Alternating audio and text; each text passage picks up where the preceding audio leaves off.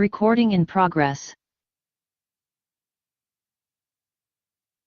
Good evening. Call to order the Wednesday, January 3rd, 2024 Common Council meeting of the City of Franklin. Madam Clerk, please take the roll. Mayor Nelson. Here. Alderman Hofer. Here. Alderwoman Eichman. Present. Alderman Hassan. Here. Alderwoman Day. Aye. Alderman Barber. Aye. Alderman Craig. Here. Excellent. Please rise for the Pledge of Allegiance.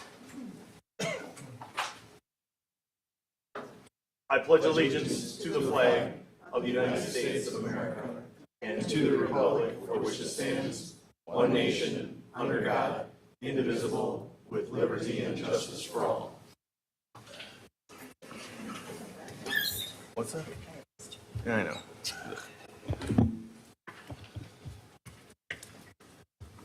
Okay, so what we're gonna do is I was going to see if we could flip these around, but I understand there's a number of people here wishing to speak on behalf of Chief Rick Oliva and say a few words, so I'm not gonna flip them around, but we still understand it's a great night and a great honor for Chief Rick Oliva. So we're gonna go through this real quick with, we'll start with citizen comment period as in the normal agenda order.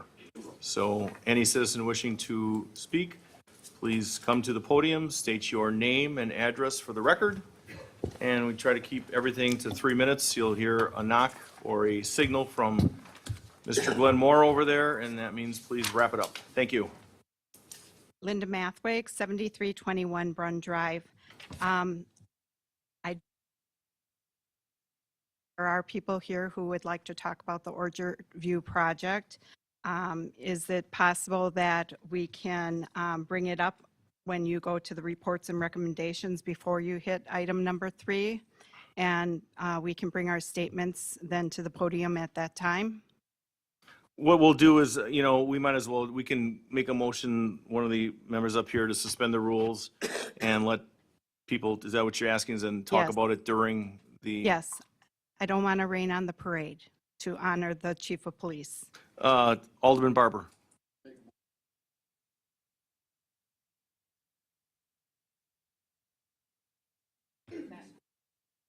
Okay, we've got a first and a second. All those in favor? Aye. Any opposed? Ayes have it. Motion carries. Thank you. Thank you.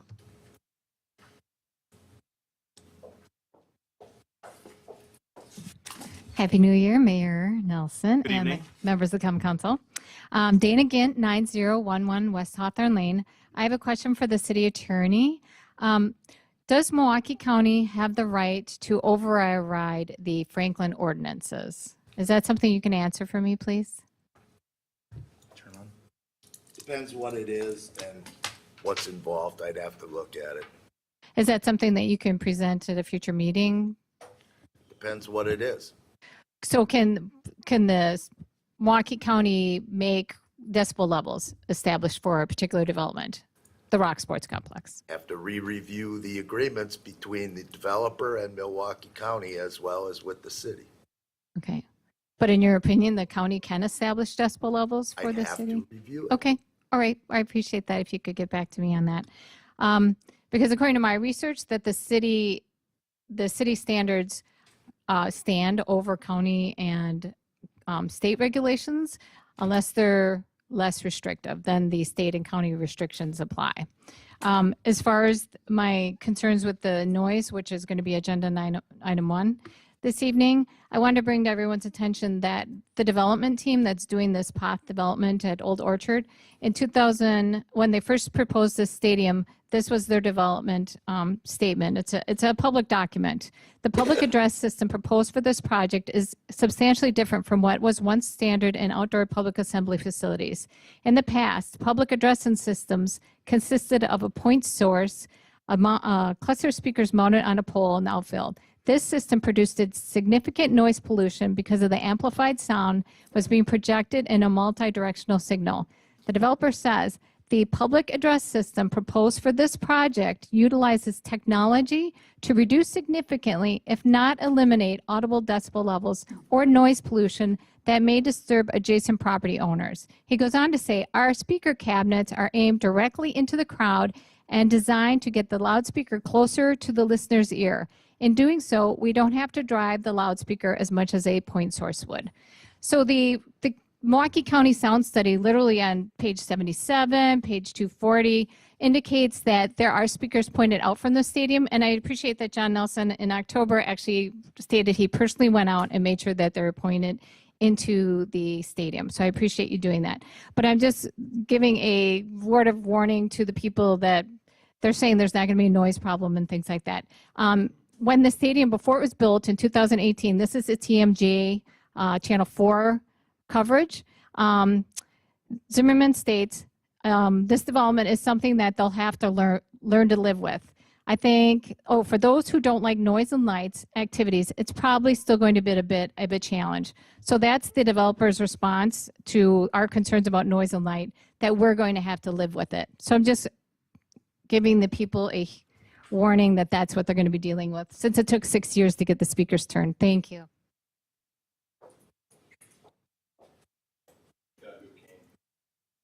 I noticed that, Mayor. Looking good. Tom Taylor, 7014 Elroy Court, City of Franklin. I want to address the police chief and his retirement. And I was fortunate enough yesterday to be able to say a few words on his behalf. But tonight, I want to talk about what happened yesterday at that ceremony. And I think many of us, most of the aldermen, I believe, were there. We witnessed something that was really very, very special. And that's when the police chief was going to give his, or was giving his farewell address. Our chief, I mean, all of us know that he's a great person. We've all interacted with him. You can tell he's he's a terrific guy. He's a fantastic administrator.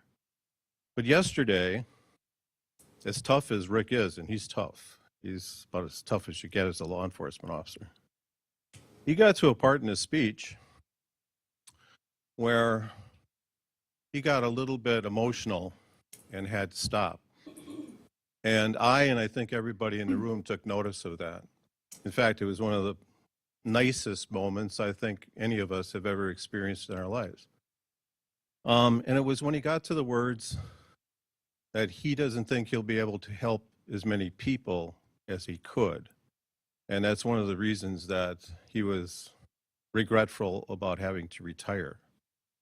What I saw in that man is, John, you know, St. Michael the Archangel is the patron saint for the police officers. The lost cause. What I saw was, I actually saw one of the chosen ones yesterday. Rick is way better than just a nice guy. We have enjoyed the umbrella of protection by a man that literally is one of the chosen of God. He's a very, very special person. And I think we all saw that yesterday. And I just want to thank Rick. I want to thank his family for the 18 years that he put into this city. And I know it was 24/7. I know you as a law enforcement officer, you never shut it off. It's always it's going. So with that, I just wanted to thank Rick and his family for giving us that time and for being such a special person. So thank you. Well stated, sir.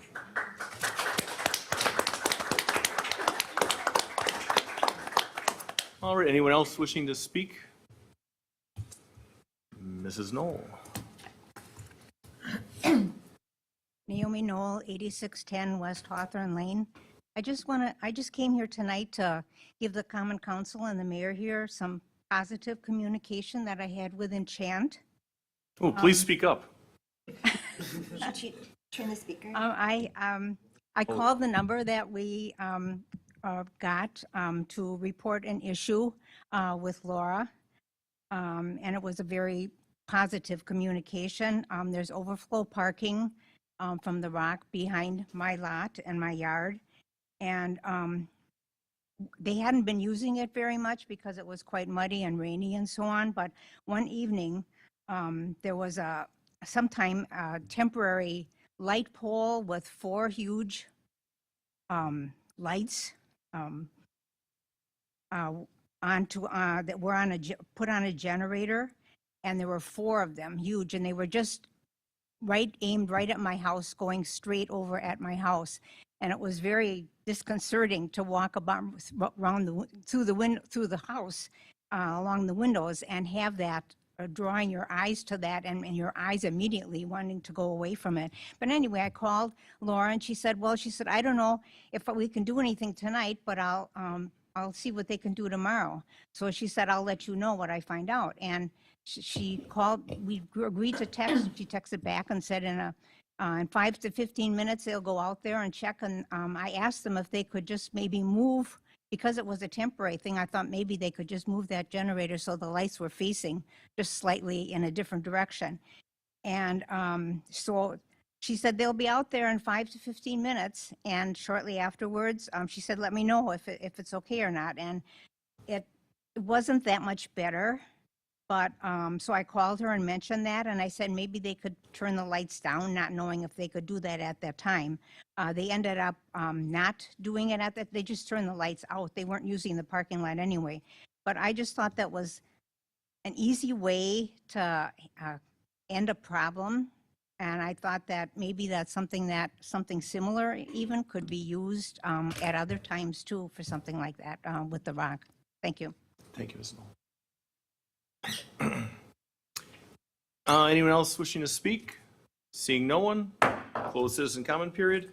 Moving on to the proclamation for Chief Rick Oliva. Is the chief here tonight?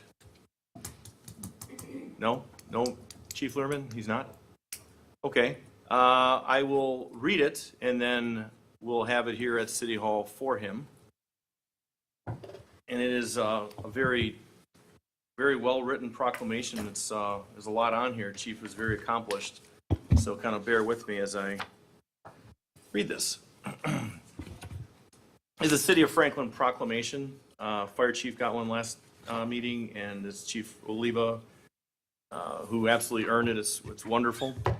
So, a proclamation recognition of Chief of Police Richard P. Oliva.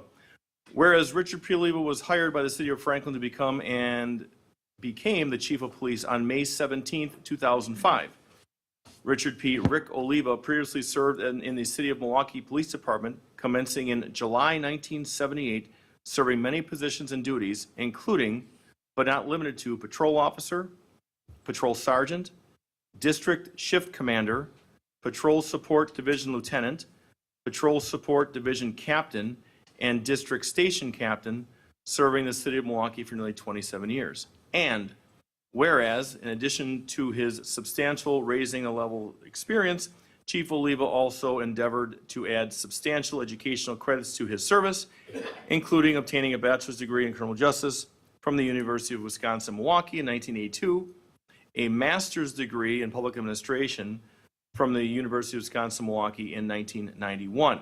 And Chief Oliva received a certificate of completion from the FBI National Academy in 1996, all supporting and enhancing his innate leadership skills and dedication. And whereas Chief Oliva attained many accomplishments throughout his career, including but not limited to receiving the Wisconsin Law Enforcement Journal's Distinguished Service Award in 1993, being a founding member of the Midwest Gang Crime Investigator Association, being a member of the Governor's Gang Task Force, which successfully implemented first ever state laws specifically addressing gang crime, approved, directed, and implemented hours and hours of training for specialized units, and enhanced collaboration between the police department and citizens as an active member of the Community Safety Coalition while serving the City of Milwaukee. And whereas throughout the Chief Oliva's term of leadership in the City of Franklin, the Franklin Police Department has set a high level of engagement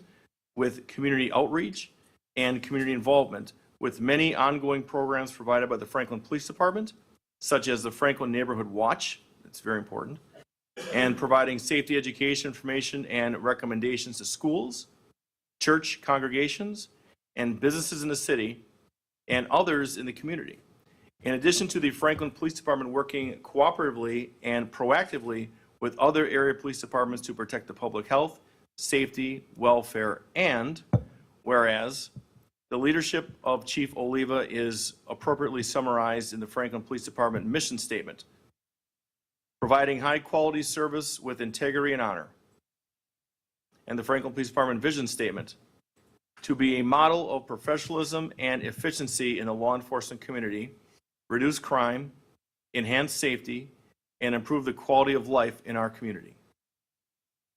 And whereas, while Chief Oliva continues to provide his substantial services to all of the date hereof, and the chief having worked to ensure continuing command staff that will carry on the mission and vision of the department after over 45 years of service, including his last over 18 years with the city of Franklin, Chief of Police Richard P. Oliva is going to retire from his position on January 2nd, 2024.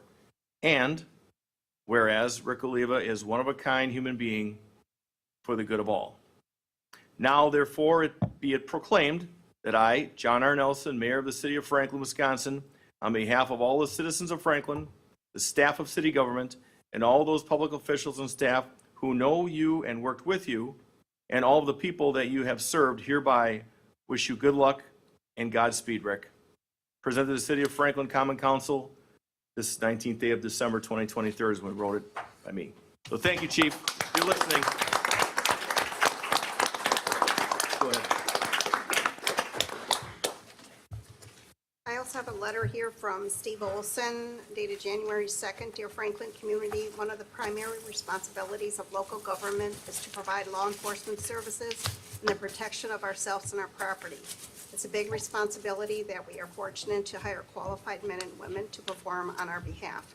Our history shows that we have always searched for and hired the best person for the job, and the chief joined us in 2005 to continue our transition to a highly trained, professional, and admired police department. Chief Oliva is always and has been a cop's cop. He's known for his by-the-book attitude and tough discipline, but always looking out for his people. He's being realistic in his goals to provide safety for his community by using non-traditional methods in policing. Technology and training helped bridge the gap between needing more officers and managing the rarely challenging budget. He was quick to embrace a motor unit not often heard of in suburbs. He was a leader in K-9 use in our small department and added drones as soon as he could do what he did well, finding the money. Chief was also forceful in protecting his officers by requiring use of vests, adding tasers, and quietly adding side window shields to our squad cars after assassination of officers in Dallas, and much more. The chief has always been a leader in training and community involvement. He started a very successful Citizen Academy and has sent a few elected officials through that program and the FBI Citizen Academy so they'd have some understanding of the challenges the Franklin Police Department faces. The Franklin Police Department is one of the few departments with a shooting range, a shooter house, and Milo systems, all to train our officers in use of force decision-making, all to keep our community safe. The chief and I have been together during some very good times for the department and a couple of very dark days. Through them all, the chief has been a rock. We've had some fun together too, with his sense of humor. I'm still impressed by his quickness in arrest tactics practice on me not too long ago, all in fun.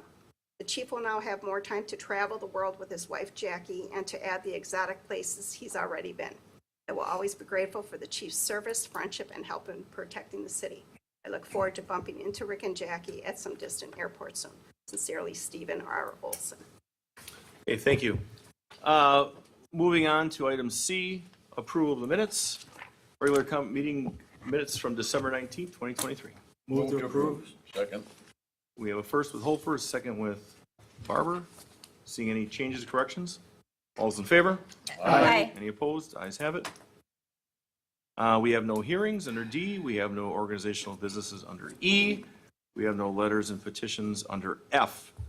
Moving to G1. And Laura, while I'm spieling, if you wouldn't mind coming up here.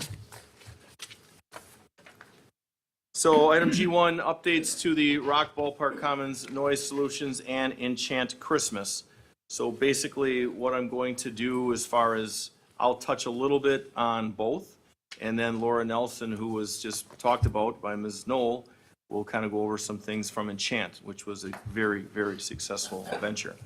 So as we, first of all, with the noise part, as we continue the journey, and I say it's a journey to fix because it's nothing that's is happening quick, but is happening with deliberation and focus.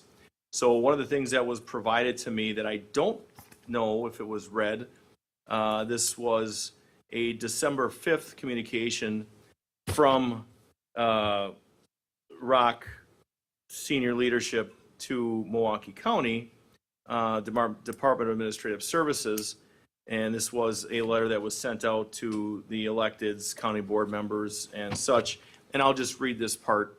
This is a one-pager. Dear Heather, thank you for your correspondence dated September 29th, which we have reviewed. It has always been our intention to allow the Milwaukee County funded sound study to come to completion before we make any substantive changes. Now that it's complete, we are working to resolve some of the outstanding issues and concerns. Here's a quick recap of the progress. In October, we removed one speaker as well as adjusted a few additional ones which faced the concourse. Please note that despite that this has been said, those speakers were never aimed directly at any neighboring residences. Point 2, we are currently working with the City of Franklin on a new set of sound levels that are based on the type of event being held. Point 3, City of Franklin desires to take over the ownership and monitoring of the sound monitors. They intend to place all the data and live recordings on the City of Franklin website as well, and be responsible for the annual maintenance and calibrations. ROC Ventures will assist in the transition. We are at point 4, we're working on having a dedicated sound system installed at the Umbrella Bar per our agreement with Milwaukee County by the start of the 2024 summer concert season, which begins in June. And that comes from Thomas Johns, the CFO of ROC Ventures. And as Ms. Kint came up here earlier and stated, I did personally see the speakers being turned in up there at the ROC, so that's something that has been done and has been dealt with. It's one of the many things that are going over, and now we have some other clarification that's been requested of our city attorney, which we'll move forward with. That's the brief update on that as we move forward. Transitioning now to Enchant Christmas, which what I did is I reached out to both fire and police chiefs looking for a summary of activity, just as we did for Hills Have Eyes and everything. We're moving forward, just kind of a recap. So when we know what type of police and fire services are being used at these major events. So with this, what I received, I'll start with the fire department. From now will be Chief Jim Mayer coming up. It says, per your request, I can report outlining fire department calls for service at the Enchant's Christmas event held at Franklin Field. Our department responded to a total of 7 calls related to the event. Okay, 7. That's fantastic. And I'll go into a little more detail. What they were minor calls. They had 2 other calls at Lux Golf, unrelated, but that was during that reporting period. And that reporting period was over a 33-day, November 24th to December 31st. This comes from the police department. Okay, so there were no arrests on or near the ROC Sports Complex grounds during the event. That's big, no arrests. Calls for service, there were 16 total calls for service between the 33 days. The following is a breakdown. Now, these were calls for service. So 1 reckless driving complaint, there was 1 911 hang-up, 2 calls were for found or lost property, and then he mirrors the 7 rescue calls, which is mentioned by the fire chief. 4 missing persons, I assume they were found. No humor tonight? And 1 troubled employee, which I'll take that any day, 1 troubled employee. So that's what we have from the police and fire department. Very, very successful event, and you judge success by attendance and no drama. That's how we should view it. Now, before we go on to you, Laura, we'll open it up to the members of the council. Alderwoman Eichmann. Thank you. Laura, you may be mentioning this, and you might not have the final numbers yet, but do you know how many attendees went through Enchant? Well, hold on. Yes. That was going to be part of her whole, she's going to be giving a presentation. So, Okay, I yield. Any questions I'll Thank you. ask after your presentation. Thank you. Ms. Rolfer? Just a little clarification with regard to the response to the county from the ROC.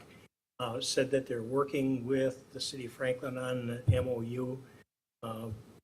So I recall nothing's happened so far with that. We didn't take any action on that. And there was also discussion of whether or not we wanted to pursue the path of different sound levels based on the type of event, or whether we wanted to just have set sound levels, period. So that's just my understanding. I'm just looking for clarification if I'm off base on that. Well, in response, it doesn't mention MOU. We have mentioned MOU in the past with where we want to go with things, and it's going to be a collaborative effort to come to a solution that's going to be work for, for the venue, the Rock, and the residents. So that hasn't changed, Alderman.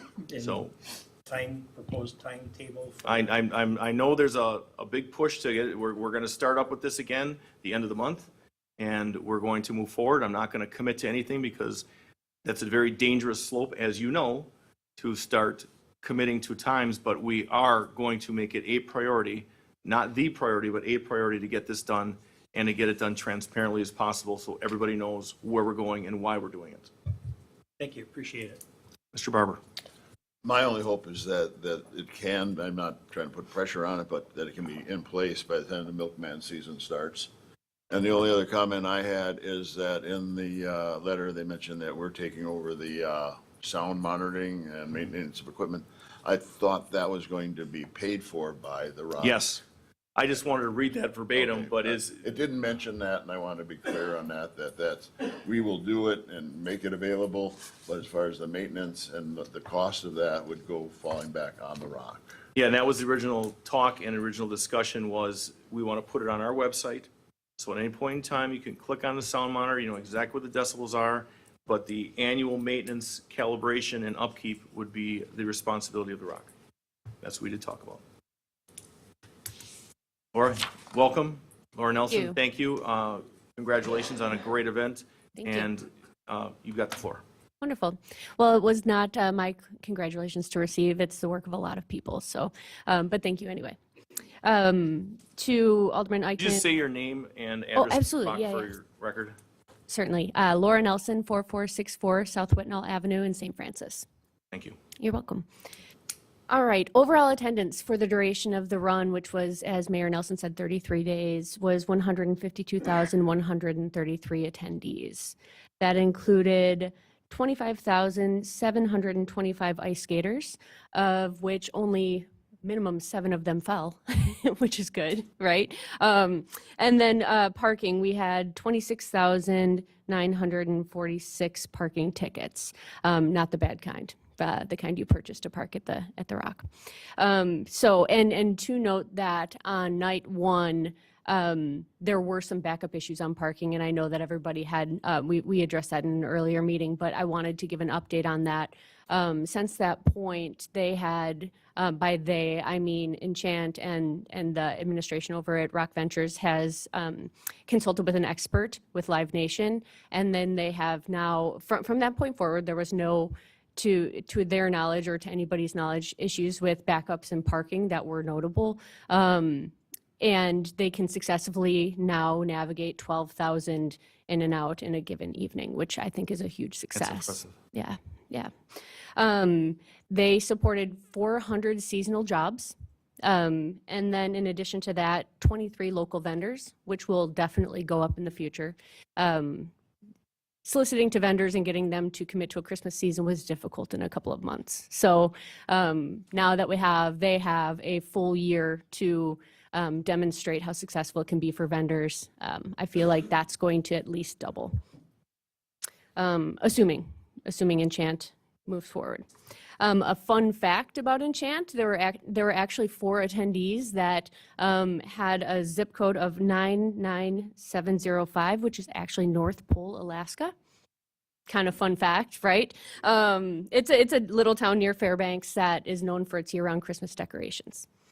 In speaking with the Hampton Inn and Suites, it is what they called a great success. And it contributed to 188 room nights they otherwise would not have had, and a partnership that led them to a lot of exposure on social media and other advertising. That measured up to at least $30,000 in revenue that they otherwise would not have had during a very dry season. we will have more cumulative data on economic impact because those things tend to be grouped by month, right? And then we'll run them through our system, and then we can give statistics on overall economic impact, wages supported, and in addition to that, tax-based contributions for the event. And then other things to mention on some of the positive promotional side of things. A total of more than 300 stories regarding Enchant Christmas were out in the media. Making this so I can actually read it. News coverage that reached an audience of close to 2 billion individuals, including over at Visit Milwaukee. It was one of their first posts on social that reached over 1 million views. They were thrilled. I'm certain there'll be sponsors in the future. And then news coverage that had a value of almost $3 million. So earned media of $3 million that otherwise would not have come to the area. Some of that said Milwaukee, some of that said Milwaukee at Franklin Field, which I think is obviously very big for Franklin.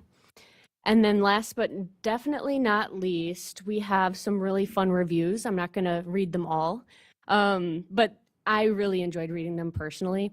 One of them, I'll just kind of give a brief overview of some of the highlights. One of them was gushing that they drove 5 hours and that they're doing it again and again and again because it was definitely worth the time that they spent. One that somebody who loves Christmas and Christmas lights so much that they literally cried when they saw the spectacular lights that were there and the atmosphere provided. One that compared it to being at Disney, which I think is a tremendous feat for us in the tourism world. And one that had a special encounter with, well, I'd like to at least kind of quote this one, a 6-year-old son who is addicted to gaming. Never seen my son look so odd. At bedtime, he told me, "Mom, the elf said I was magic." I don't think my son will ever forget that comment, and I will definitely never forget the way I felt seeing my son's face in that moment. An elf just stopped him and asked him if he had magic in his hat. He felt that he had magic. I think it's those types of things that are truly amazing to hold on to. Like being in a Hallmark movie, just one of them is it could melt the Grinch's heart, make the Grinch's heart grow sizes, whatever. There's a ton of them. I'd love to share them with you if you're so interested. But that is the information I have, and I welcome any questions. First question is, when do you think you could come back and share that? Because I'd rather not have you rush and come back, but if it's going to be a little while, so you actually can outline the economic impact, not just, I mean, because I go to all the Franklin places, you know, that's where I go, and I know George Webb said their business through the roof. Point after, I just noticed it was busier, and I know Casa Giorgio said Rex said he did much better. So, I mean, but we wanted the actual numbers. So if you're thinking second one in February or March, whatever you wish to, get a hold of me and we'll put you on the agenda. Yeah, middle of February is great. We'll have the data by the end, at the end of January. So then we can have a couple of weeks to run it through our system. Thank you. We'll open up for questions at this time from council. Alderwoman Eichman. I have no questions, Laura. I just wanted to thank you and the Enchant team. You were very easy to reach throughout the entire event. Not that there was any dire need to reach you, but for questions that came up. I appreciate the traffic pattern being changed. Out of all of council, I resided closest to the Rock Sports Complex. The traffic never impacted me or family or friends visiting me during the holiday season. So I appreciated that, and I appreciate all the hard work. I was able to attend with my family twice. We had a wonderful, magical time, and it's just amazing. It's amazing from the soft opening to the night that it opened, the amount of work that was instilled and put into the event. So thank you. Yeah, the thanks are, again, not to me, but thank you for mentioning it. I'm sure they're listening. Mr. Craig. I echo a lot of the sentiments of Alderwoman Eichman, that this is the sort of programming that I don't think anyone had real objections to once it was off and running. I think a lot of people would point to this event and say, more of this, please. I only have one question, and it's more of just a general sort of thing. I do know that there was at least one day where, based on weather patterns, like, hey, we're going to just not tonight. How easily was that as far as staffing and the still being able to maintain the level of experience, was that for that transposing of those days to beyond what was originally forecasted as operation days? Was that something that was really of a tough sort of pivot, or was it it's just business as usual and we're able to kind of respond very quickly and at the same level of execution? Yeah, I think I can speak on behalf of the team when I say that it was planned for, right? We planned for a lot more of those days than we actually received, and the weather was in the favor of Enchant for certain. So our staff was known to be nimble, and to add or subtract based on our flow. And if you note, like our attendance was 152, 133 for the entire time. That obviously ebbed and flowed, but it averaged 5,246 per day, right? So there was legroom in there to make sure that we could, move the tickets around from day to day and still provide a great experience. Fantastic. Thank you. Thank you. Anyone else? Mr. Barber? Just to look forward to it, my constituents that have contacted me, there was nothing negative. It was positive. They want to come back next year with more of the family to come to town to be able to share and do something like that for that holiday period. So, and from that perspective, we all look forward to next year now. That's awesome to hear. All right. Thank you, Laura. Thank you all. Much appreciated. Okay, no further action on that. Going to item G2, a resolution authorizing the installation of a fence within the 30-foot planting strip plat restriction upon Lot 2 in the Southwood East Addition Number 2 subdivision, address of 4107 West Barnwood Court. Mark Anhalt, applicant. Move to approve. Second. We've got a first and a second. Any further discussion? Seeing none, all those in favor? Aye. Any opposed? Ayes have it, motion carries. Mr. Fuchs, well done. Your presence alone got it done. Very strong.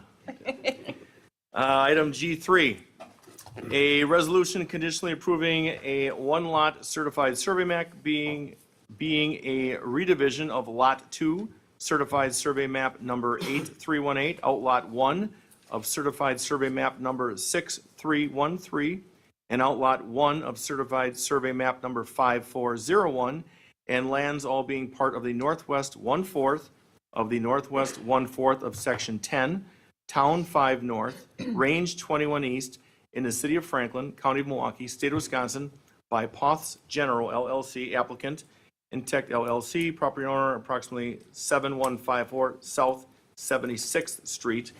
And Mr. Barber. I'd like to make that motion that we open it up for discussion now, change the rules of order. Yeah, so that there can be, and does that need a vote? Well, we already did the motion, we already approved it, so we can now go into effect, and I would just ask that, Mr. Morrow, you have the timekeeper, the time clock at 3 minutes. And I'd like that discussion to be on items 3 and 4. Items 3 and 4, as duly noted. Just please state your name, Mr. Mayor, and address again, please, for the record. Tom Taylor, 7014 Elroy Court, Franklin, Wisconsin. I'm here tonight to talk about the Plan Commission meeting, the dialogue that took place there, some of the comments that took place from some of the Plan Commissioners. One of the questions that was raised, I think I raised it and others, and Mr. Haley may have come back with an answer, was, and it was to the developer, are you going to be seeking a TIF district for this project? And I think, because I'm an old guy, so I don't remember well, I think he said maybe. I didn't plant Mark Carson's in here tonight, but given that he's here, we had the shops at Wyndham Village, Target. We had Ascendix over there. We had now a Pick and Save. We have very, very successful project.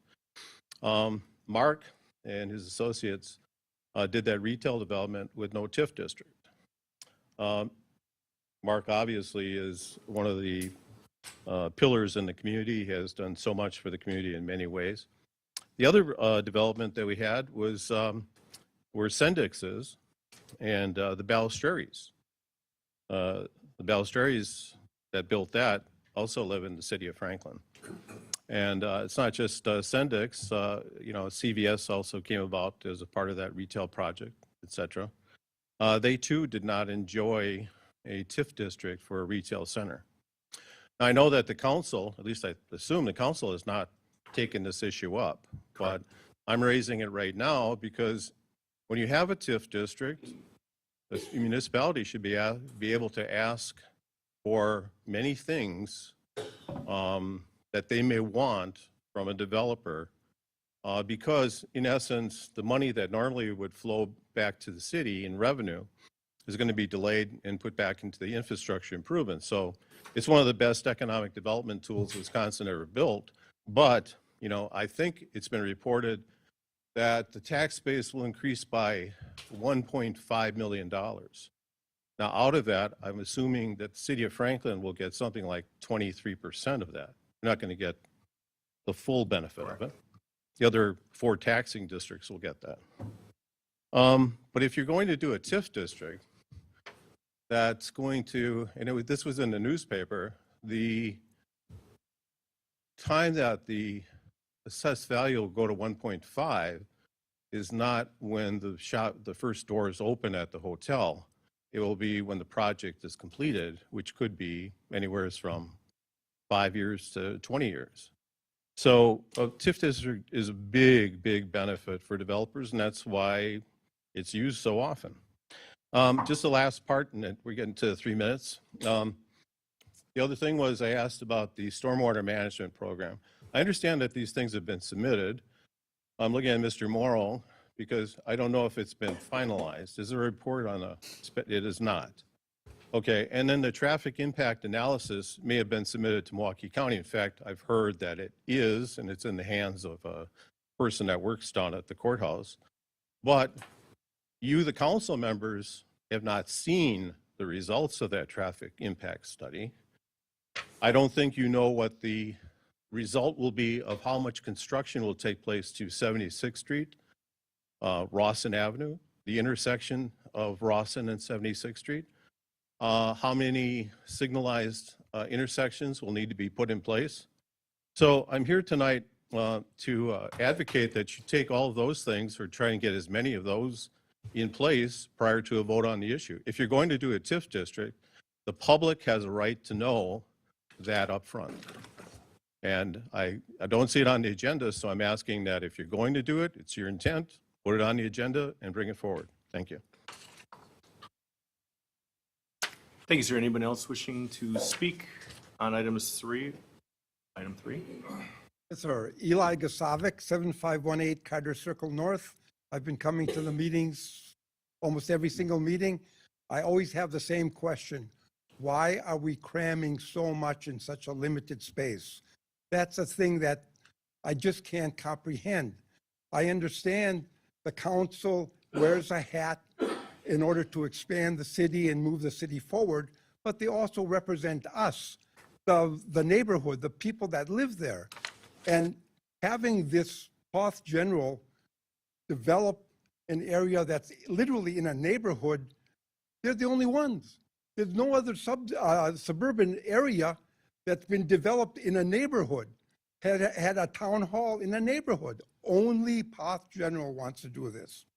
But on top of that, a young lady earlier spoke about how it's been, 7, 8 years to get the Rock to do the right thing with the sound system. And she said, it was in the bylaws and everything else, but they just ignored it. Well, what concerns me, what happened in the last meeting, there were only a few of us there, but Ian mentioned to Harry, he said, listen, I own the land, I own the building, I own the parking lot, and I'm going to do what's best. Harry was trying to get a compromise so he could keep his building there, but Ian told him he was going to decide what to do. And if you question me on that, just look at your notes. That astonished me. That's an arrogant stance to take, and that sounds very familiar, like a Mike Zimmerman stance. Thank you.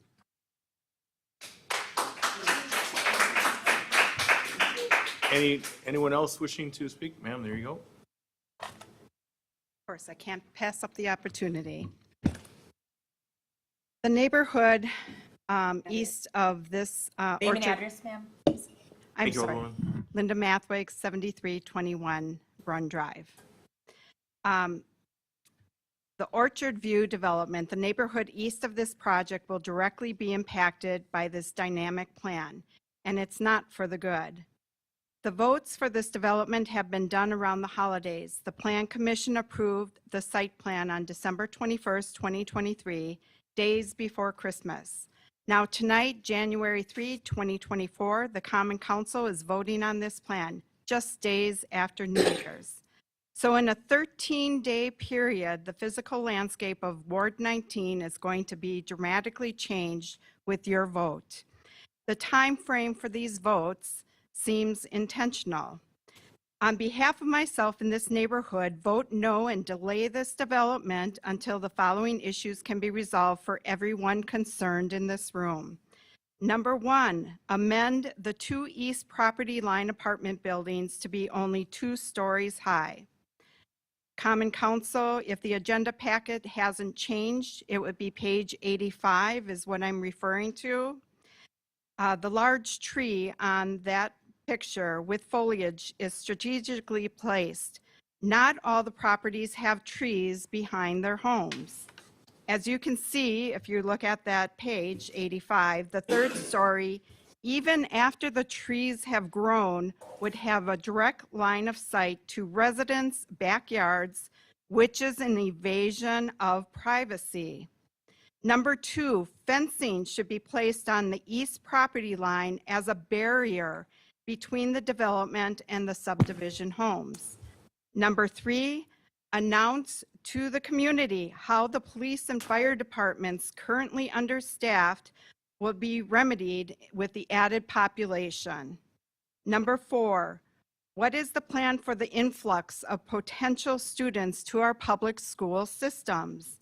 Number 5 is regarding the TIF, which I want the people here to know that's a tax incremental financing. It would be like the ROC, which results, again, in 0 tax dollars benefiting the city of Franklin. And as Tom Taylor said, it really needs to be disclosed, be transparent. These issues need to be discussed prior to a vote. It is not as an afterthought, because at the end of the day, more first responders, additional public schools, along with all the changes that are going to be needed for this development, will most likely result in higher property taxes for every homeowner in this city. I have spoken with over 40 homeowners in this subdivisions, and comments were as follows. Number 1 was, I wasn't aware of this development. Number 2, no apartments, more amenities to support the population of the area. And number 3, what are they doing about the noise at the ROC, which I couldn't address. Out of everyone that I spoke to, 0% was in favor of this project. To be clear, the neighborhood is not opposed to a change on the Orchard View property. They are just not in favor of what is being proposed. The Common Council should be open to coming to a compromise, offering a better solution for the development of this property. Thank you for listening. Mayor, Thank you, Mayor. Mayor, Hold on, Alderwoman. I- I'm sorry, did you want to finish a final thought or something, or? Nope, that was it. Okay, thank you, ma'am. Alderman Eichman? if we are allowed to comment after that, to my I know for a fact that Southview Estates does not have a HOA. I also know for a fact that not every homeowner was reached over in that area. I have friends and family that reside over in that area. I also know that there was a letter that was circulated to certain residences, not every resident in that area, off of Brun, Riverview, and Elroy. Several homes were skipped for whatever reason, that did not have a name, address, or contact information on whomever sent that flyer out. So when it got into the hands of myself and I believe a few other alders, I did personally share it with the mayor and the city administrator. It was impossible to contact that person who was circulating the letter going around because there was no name, contact information, and so forth. I definitely don't know that it can be spoken upon that every resident over in that area is against that project, because I know several are not happy with the look of Orchard View right now, at all. Century's been vacant since 2009, so I don't feel that one can speak on behalf of all the residents in that neighborhood. I am constantly, although it is not my district does adjoin it, District 2 across the street, and hearing and being asked what is going to be done with Orchard View. It's an eyesore. People are sick of looking at it. I was there twice today. One stop was at Harry's, and I was at Walgreens. I'm there almost every other day doing an errand or two. So I'm personally, as an alderwoman, hearing the opposite, that when is this going to be done? It's an embarrassment to the city. That's the center of our city and so forth. So I just wanted to share those comments. Thank you. I yield. Thank you, Alderwoman. Well, it's still open. Go ahead. Go round two. We'll call it round two. Tom Taylor, 7014 Elroy Court, Franklin, Wisconsin.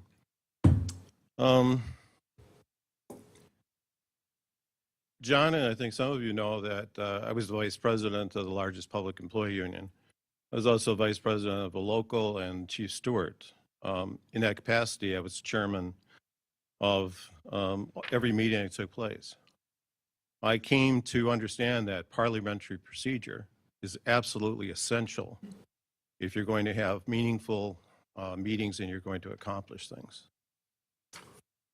When I would have a person on my committee or council, after let's say a rank and file member took the stage, like I'm doing right now, if people had questions or comments that sat in positions of power under parliamentary procedure, I believe they're supposed to talk to the chair or address the chair. They are never to address the people. They are never to address the constituents, because it comes off as a form of aggression and intimidation. It's totally unwarranted, should never happen, and should never happen in the city of Franklin.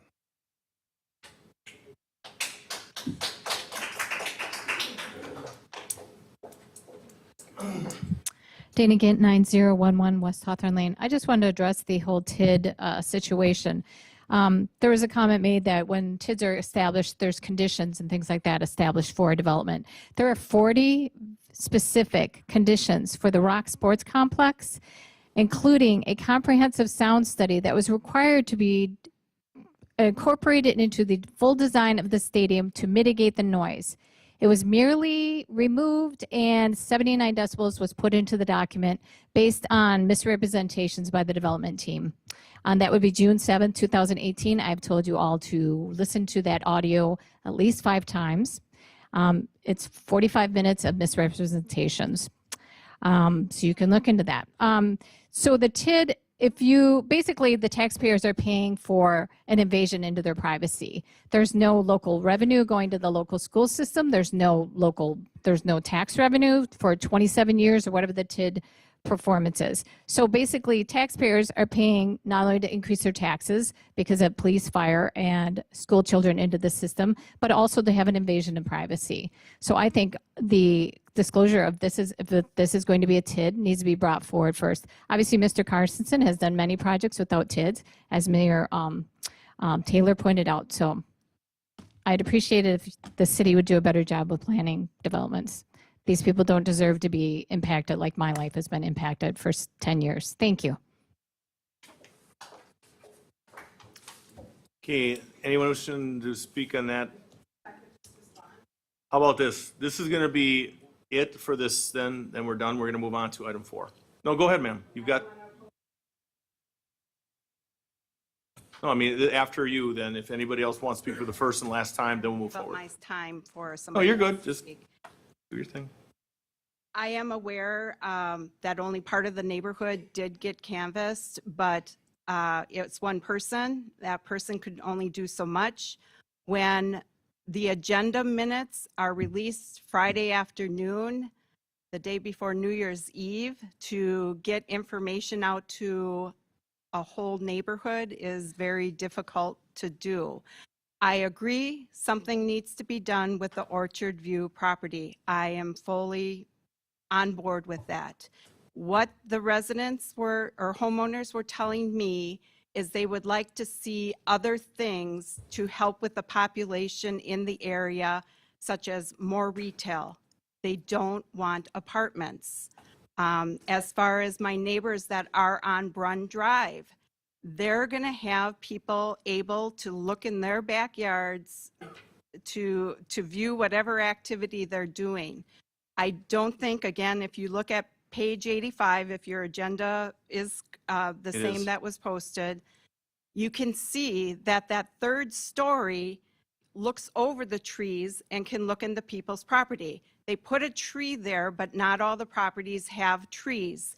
There, it was strategically placed. The other part of that is if they lower it to 2, at least there's a little coverage, and the foliage in fall and winter is gone. So there is nothing protecting their back property. And homeowners have also brought up, what's it going to do to my property value? If you had a 3-story building in your backyard, how would you feel about it? Thank you. Thank you, ma'am. Anybody who's going to speak on item G as in George 3? If not, we're going to close that session. Oh. Hello. Thank you. Lisa Schubring, 7151 South Beechwood Court. I unfortunately was unable to attend the December Town Hall meeting or the December Planning Commission meeting, but I did have opportunity to review some of that information. And I would like to echo that I agree with a lot of the things that have been said here tonight. And as one of the neighboring homes to Orchard View, what impacts us would be the traffic, the noise, and obviously the view. My husband and I purchased our home 24 years ago in Franklin. We had specific requirements on what we wanted in a home, maybe more specific than some people, but we were searching for a home that faced east, with our primary bedroom being in the back of the house facing west. That was to limit light. I am a 3rd shift worker. I have been a nurse for many years, and I need a backyard that's quiet and dark. So we strategically picked this home in Franklin because of that. The only thing that's behind us is our neighbor's backyard. There's no driveways, there's no front yards, there's no front of retail.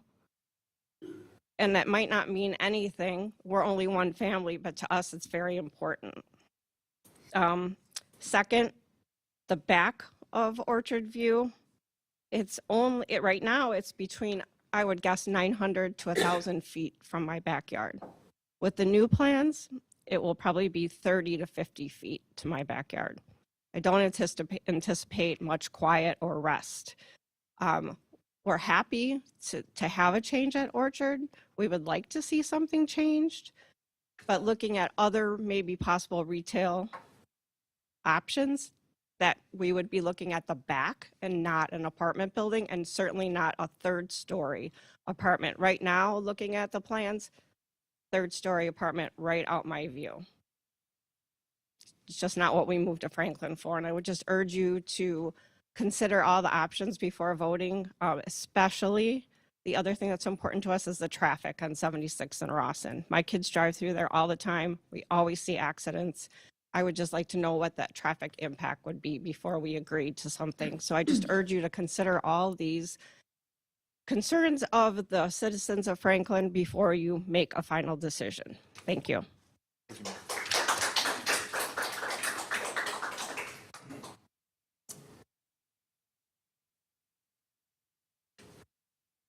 Todd Schubring, 7151 South Beechwood Court, Lisa's husband.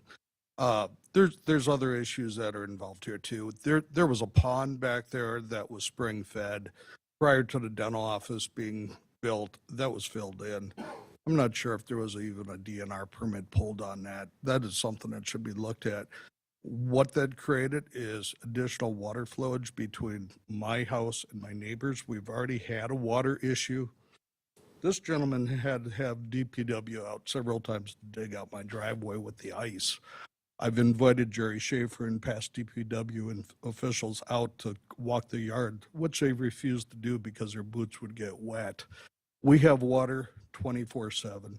Mr. Barber, come on out tomorrow if you'd like. Take a walk with me. Bring your good shoes. We're never dry in our backyard. Filling in a pond only pushes that spring-fed water through that ground. I've been in conservation for a long time. I support conservation and conservation efforts. I've been a longtime member with Ducks Unlimited. I'm their policy chairman for the whole state. With that said, I'm also concerned about the tree line that abuts our property. Once you start removing that dirt, adding dirt, moving stuff around, what's going to happen to all those trees that are currently there? What's going to happen and who's going to replace them when they start to die off? It's not going to be our responsibility. Thank you. Thank you, sir. Anyone else wishing to speak on item G3? If not, we're going to close it. Not yet. Good evening, ma'am. Good evening. Joanne Geyer, 7466 Carter Circle North, Franklin. I am right there where the buildings. My backyard, which is where we live, all our major rooms face that way, and our patio is there, which we use except when it's winter. And that's going to be moot. Well, it's going to be, we won't be able to use it till all this is done, because it'll be dusty and noisy and awful. But even when it's finished, we're going to have a 3-story apartment building looking right into our whole lives. It's an awful impact, and I would love to have something in the area. I would like something that would be of use to the people who live there, not just more apartments. And did anybody ever do a study? What is the occupancy rate of all the apartment buildings that are in the area? And because a lot of them have been going up in the last few years. And is this many in one small spot a good thing? I don't see it improving Franklin in any way. I just see it as a headache for everybody. That's my view. Thank you, ma'am.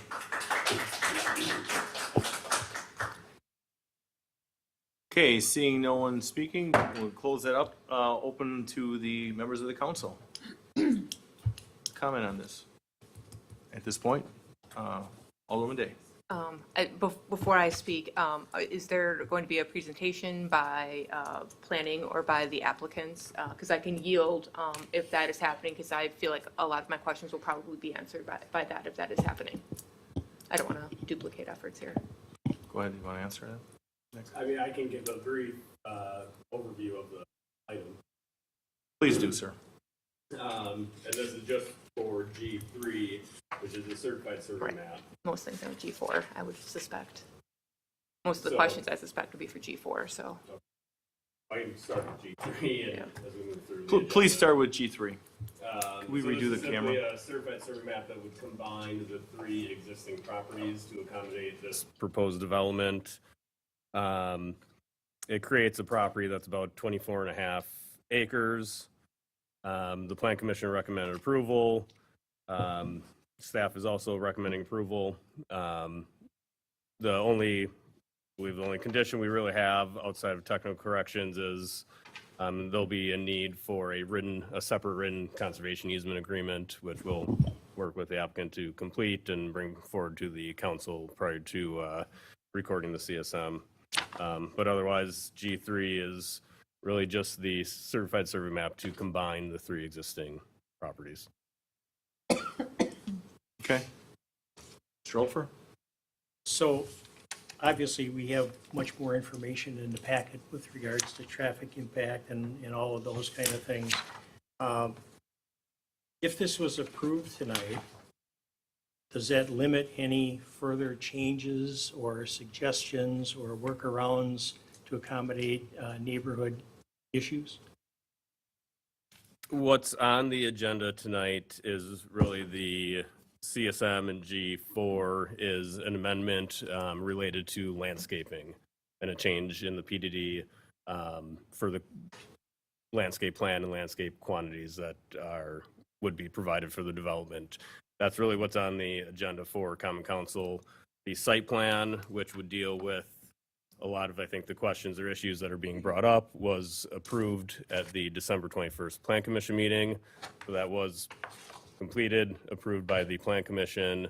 These are separate items that are part of the development application, but I think a lot of those issues either would be part of the PDD when it was originally approved, and then the site plan. And we've had, about a year ago, we had subdivision approvals coming in, and we got to see traffic analysis. And given the size of the intersection and the traffic and stuff, is there any reason why council wasn't presented that information or any conversation regarding what would be involved in road construction and timing? I'm not sure what the process was with the previous developments, but in this case, there's a plan development district that was created for PD number 42, which received Plan Commission and Common Council approval. That lists permitted uses. Everything proposed as part of this development is a permitted use. So it just requires the site plan application, which only requires Plan Commission approval. So the Plan Commission did receive and review the traffic impact analysis and those type of details for the development. And then We've not seen any recommendations or concerns or issues regarding that analysis at all at the council level. Correct. It was done at the Plan Commission level as part of the site plan. So is there any reason why we cannot have that information for review? If you're looking at me to answer, I will lead with, look at all the information. I mean, nothing's holding anybody back from looking at information that's here at City Hall at any point in time. So, and my short answer to this is, of course not. I want everybody to see everything, so you make your educated decisions on where your stance is. So that's on that. You have anything more on this? I would like to have that information forwarded to the council. Okay, well, we can take some action on this agenda specifically, and we can talk to that. Mr. Barber? So item 3 doesn't change the footprint of this project in any way. It's just taking the 3 lots and combining them into one practical working lot. Is that correct? That's correct. So the footprint is exactly the same. Nothing changes. It's just combining 3 lots into one. That's correct. Okay, seeing any other further discussion before the motion? Move to approve. Second. We've got a first and a second. All those in favor? Aye. Any opposed? Ayes have it, motion carries. Moving on to G4, and there will be an opportunity to speak on this as well. An ordinance to amend section 15-3.0447 of the Unified Development Ordinance, Planned Development District Number 42, Poths General, to amend landscaping requirements as it pertains to the quantity of plantings required, Poths General LLC applicant, at approximately 7154 South 76th Street. Anybody wishing to speak specifically on item G4, since that's been opened? Seeing no one, close that. We'll move on to a discussion. Mr. Fuchs?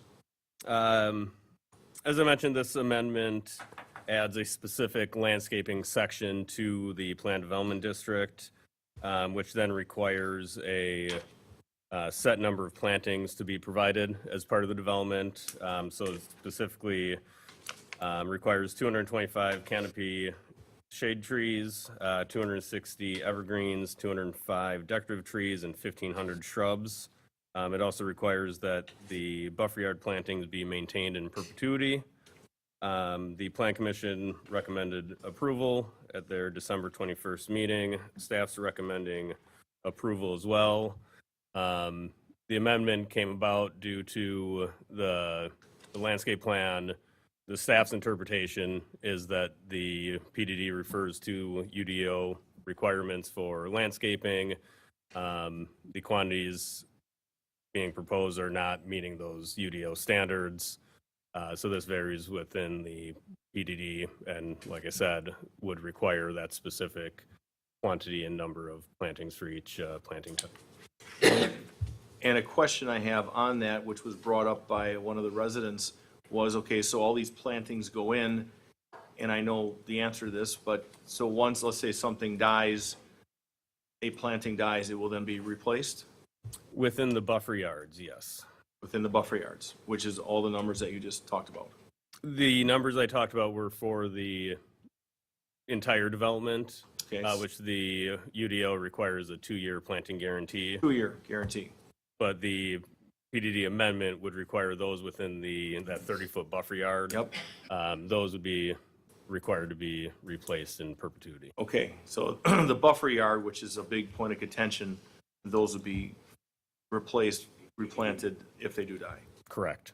Okay, Mr. Holfer. Just logistics wise, who's responsible for monitoring that? Is that going to be the developer on his own? Is it going to be a situation where the city does a check, or is it going to be generated on a complaint by a neighbor? Typically, it would be brought up by a neighbor, And we did have realistically, some of those issues with the quarry where some trees had died in the berms, and it was a long period of time before anybody went in. And so I'm just looking, what's the system to ensure that it's done in a reasonable time frame? Yes, usually it's more of a complaint or brought to the staff's attention by a adjacent property owner. I know it's occurred over the years for the properties behind the Franklin Center that, it gets brought to staff's attention. Then staff would reach out to the property owner to have those trees replaced after we review the site. Would there be a time frame to accomplish that?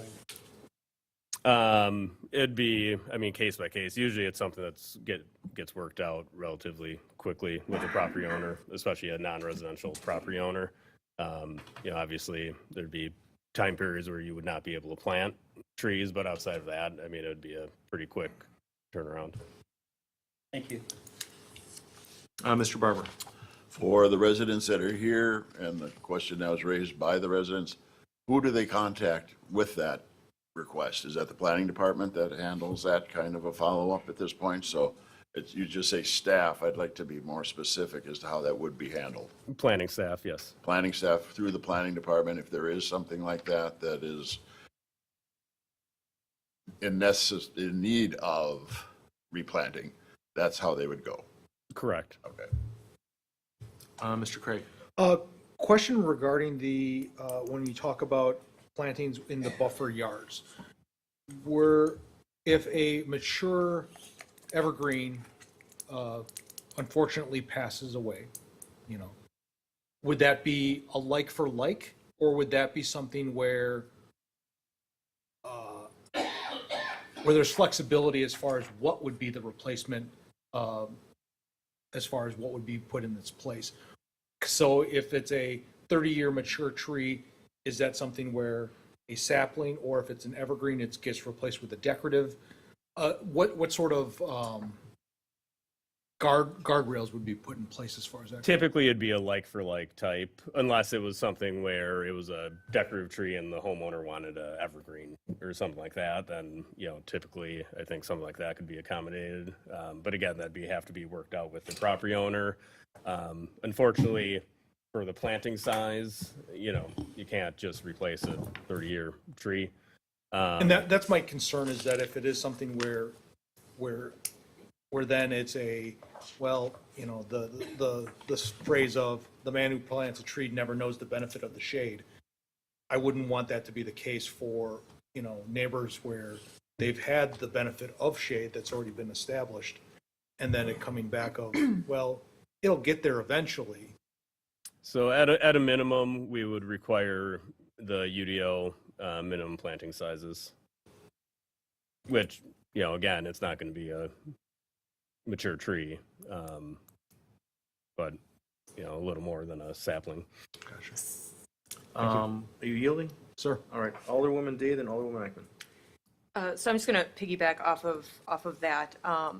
So I know some of the residents here this evening, the questions that were asked that are pertinent to what we're looking at and voting on tonight are a little bit regarding that buffer yard easement and the tree line and sight lines and whatnot. And as far as the plantings that are being required to be put in, is there a way that we can make sure that more of the, I guess, pine coniferous trees are aligned as much as possible on that eastern property line such that they're not losing their leaves in the winter, you know, so then all of a sudden you can essentially see through. I know the plan is in there. I just want to throw that out there as a possible suggestion if things can get moved around to try to, as best as possible, things that are going in along that east property line, if they could be of a nature that, you know, for 6 months of the year, they're not just a stick that people can see through. I think that would help a little bit. And then the other comment I was just going to bring up is I appreciate all of the residents coming and voicing their concerns. A lot of this has been addressed by the applicant and the planning department at Plan Commission meetings. So it's not that this body up here isn't addressing your comments or concerns this evening. It's just the items on the agenda that we're voting on tonight are the CSM and the landscape plan. So again, I appreciate you bringing your comments. Please feel free to continue to send them our way. But tonight we are just focused on these 2 items. But I appreciate everybody's comments. Alderman Eichmann. Thank you, Mayor. My thought for clarification purposes, when we speak of individual per se homeowners, several of the residents that are here and several that spoke this evening reside on Carter Circle. To my understanding, that is a HOA and a condominium association. So when these plantings are done, you would not be working then with each individual condo owner, correct? You'd be working with the HOA over in Carter Circle? Really, whoever, if it's a complaint. Whoever calls. Yeah, it would follow up. And if it's just an individual condo owner, it's still a requirement of the PDD. So, I mean, if a tree needs to be replaced, regardless, we would work with the property owner, get it replaced. Yes. Thank you. Mr. Barber. Typically, would an alderman be made aware of that as well? If that complaint is received? Yeah. I would log it downstairs. I border both the east and the south in my district with the residents that are here tonight. Well, is there any way for me to know that that's coming through, that I could follow up on it, or how does that, how would that The work? general complaints, no matter what district you're in and what the complaints are, still come out with those normal books. You have any comment on that? Not to the plan. No, I'm saying that the aldermen get that complaint book and we get the complaints. So they are logged and you do have it. And if we need to follow up to make sure that those complaint booklets, the monthly complaint update would be provided to every alder. The one I'm worried about is falling through the crack when they call directly to you saying that this is a part of the planning department, saying that this tree has died. That's not the normal complaint process that we would be reporting out. It could still be on there, but if you want a change to that, alderman, I think that's not a problem if we address with the planning department to have that specifically of any of them, if there's any sort of. I just think any alderman would like to know that if he has a development in his area, like we've had.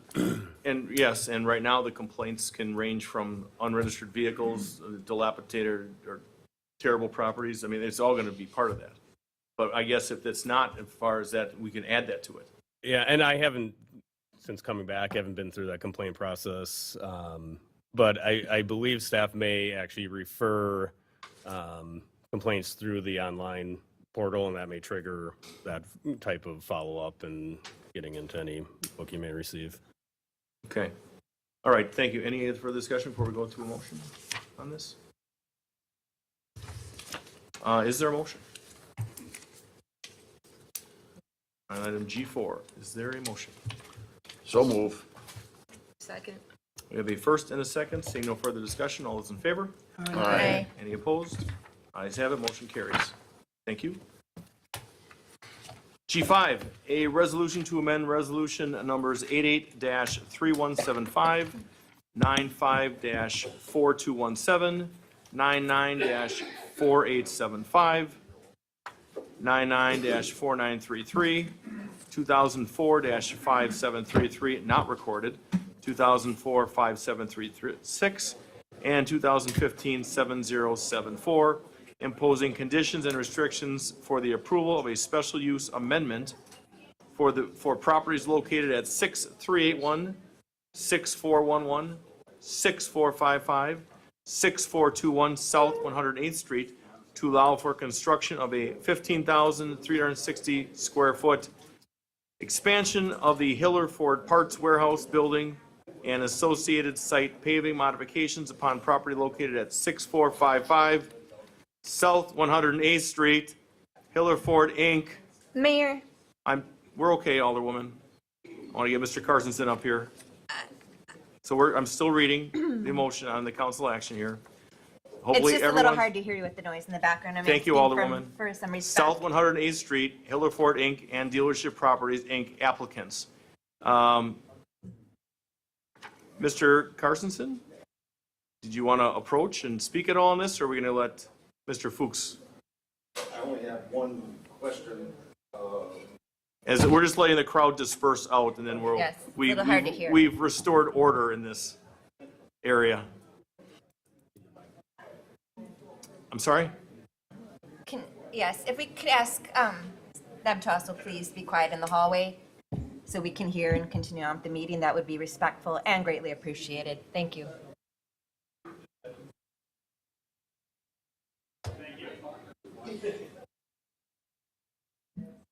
Thank you, Mr. Fuchs. All right, Mr. Carstensen, is there something you would like? Oh. Just name and address for the record, please. Mark, Have a good evening, Mr. Taylor. Mark Carstensen, 6748 South Yale Drive. I'm the general contractor for Hiller Ford. The only question I have stemming from the Plan Commission meeting is we submitted a landscape plan with the number of plantings that were recommended by Mr. Fuchs, reviewer of this. Was that approved as part of this approval tonight? That is part of the packet this evening. That condition was actually removed from the resolution since it is now provided. That's all I have. Thank you, Mr. Carstensen. Any further discussion on this item right now? No, I'd like to make the motion to adopt. Oh, Mr. Hofer, you had your hand up there too? Sorry. What's the position of the applicant with removing the pavement so that they could possibly plant some natural material in there? Who's interested? Who's ever got the answer? It's my understanding that with the new landscape, landscape plan that we submitted did not require any asphalt to be removed, or if so, very Well, low. there was a suggestion, not a. Yeah, it not was a recommendation. recommendation. Right. Uh, Or a suggestion, yeah. Yeah, it's, Chance of being able to get that done, seeing as there's really no green space on the entire plot. there's enough green space west of the asphalt right now to enough for planting area for the number of plantings that have been recommended. All right, so you'll do the minimal and not any of the suggestions. Say again, please. You'll do the minimal of what's in here and not any of the recommended suggestions. We've agreed to the recommended amount of plantings that were Yes, and recommended by the planner. All right. So I've got a motion on the floor to adopt. Second. we've got a first and a second. Seeing no further discussion, all those in favor? Aye. Thank you, Mr. Any- Carstensen, for your any- appearance this evening. Mayor, may I suggest that we Can I take... continue? We're not done yet.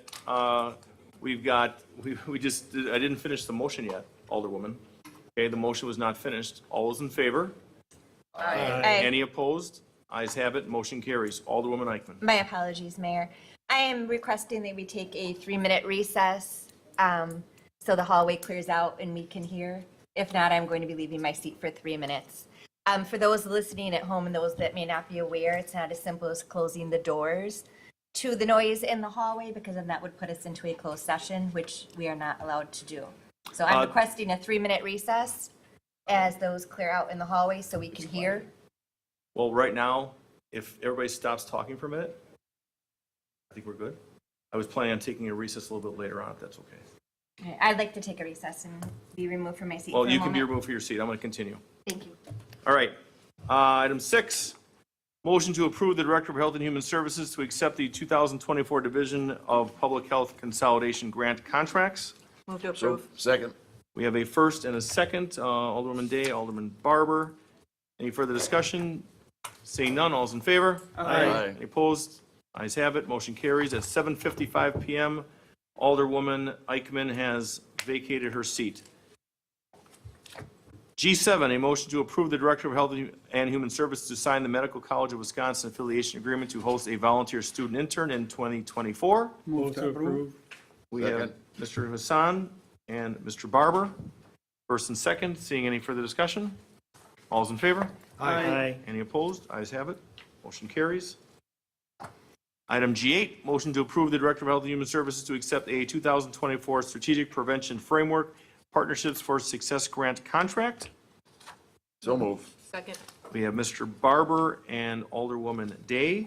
Seeing any further discussion? Seeing none, all those in favor? Aye. Any opposed? Ayes have it, motion carries. Item G9, a resolution to execute South 116th Street Trail Project Change Order Number 5 to Grafe USA, Inc. to prepare a Phase 2.5 hazardous materials investigation for $40,000. Mr. Morrow.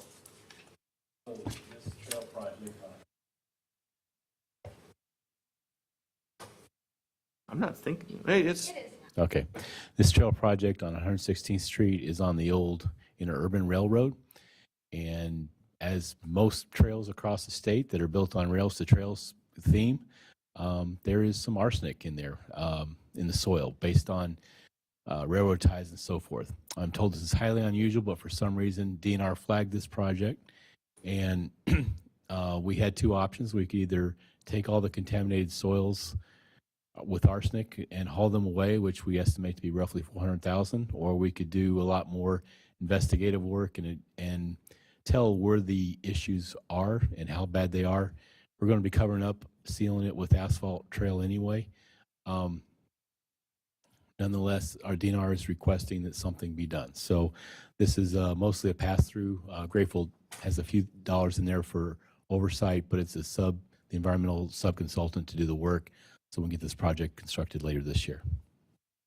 Thank you. Mr. Hopfer. Would the $400,000 cost to remove everything be a prohibitive amount that would put the project in doubt? It's a lot more expensive than 40,000. Right. Well, it is, but this is just to find out So, what the remedy would be. yeah. So I guess my point is, at some point in time, while I understand the importance of doing this and utilizing those impact fees, is there a point anywhere in here where it gets to be too expensive? Well, it's overall an expensive project. I'm not denying that. I will tell you that the 90% grant that we got, which was very nice to get, is maxed at whatever they awarded. So we can't go back and get 90% of whatever these additional costs are. So I have not looked into the addition. I mean, we are using impact fees to cover this this additional $40,000, but obviously we'd use more impact fees if we use the 400,000. But then you also have to come up with a match of the 38%.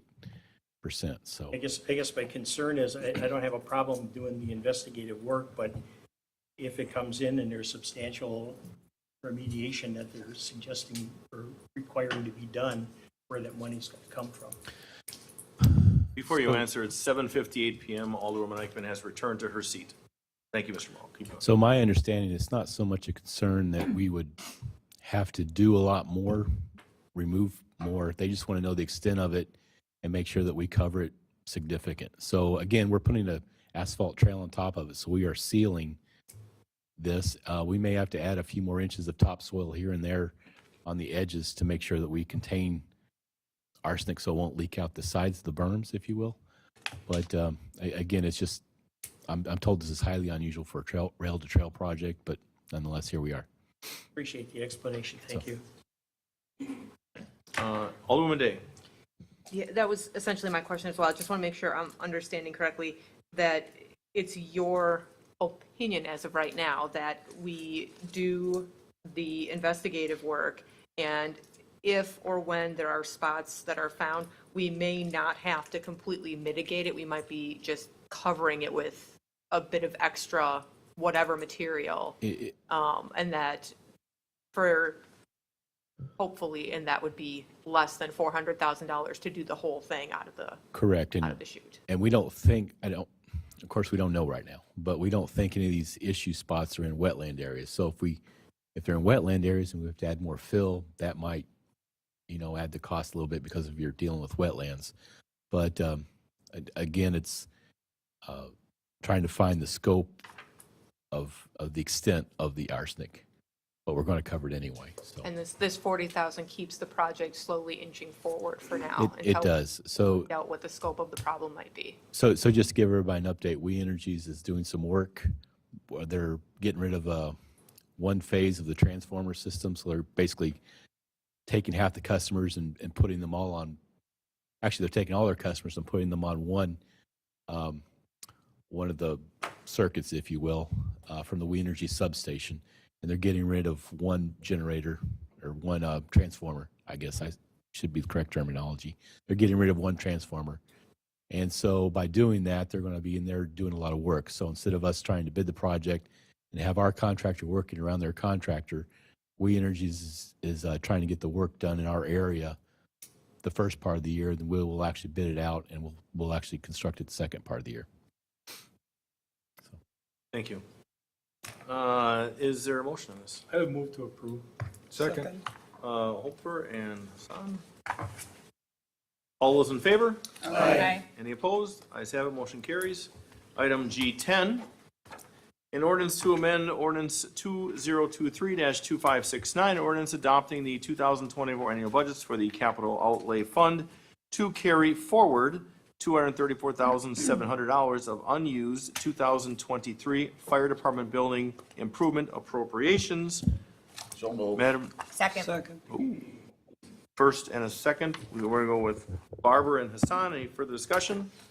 Seeing none, this will be a roll call vote. Thank you for bolding it. Roll call vote, please. Alderman Holford. Aye. Alderwoman Eichman. Aye. Alderman Hassan. Aye. Alderman Day. Aye. Alderman Barber. Aye. Alderman Craig. Aye. 6 ayes, no nos, motion carries. G11, an ordinance to amend ordinance 2022-2521, an ordinance adopting the 2023 annual budgets for the general fund to move $11,578.38 of unrestricted contingency appropriations to fire department auto maintenance appropriations. Motion. Second. We'll go with Alderwoman Eichman and again Alderman Hassan. Seeing no further discussion, there'll be a roll call vote, please. Alderman Craig. Aye. Alderman Barber. Aye. Alderwoman Day. Aye. Alderman Hassan. Aye. Alderwoman Eichman. Aye. Alderman Holford. Aye. 6 ayes, no nos, motion carries. G12, another roll call vote, an ordinance to amend ordinance 2022-2521, an ordinance adopting the 2023 annual budgets for the capital improvement fund to provide additional $43,500 appropriations for the school traffic light project. So moved. So we've got Hassan and Barber. This would be, any further discussion? Question. Few of us. All right. Alderman Craig. So we had already laid out appropriations for this project originally. Why is there the need to, and I believe that was to start the ball rolling as far as getting the bids for this project. Have we received the bid and thus the need to increase the outlay for it? Or is this just a, times are tough and want to have more money on hand so that way we don't have to revisit this after the fact?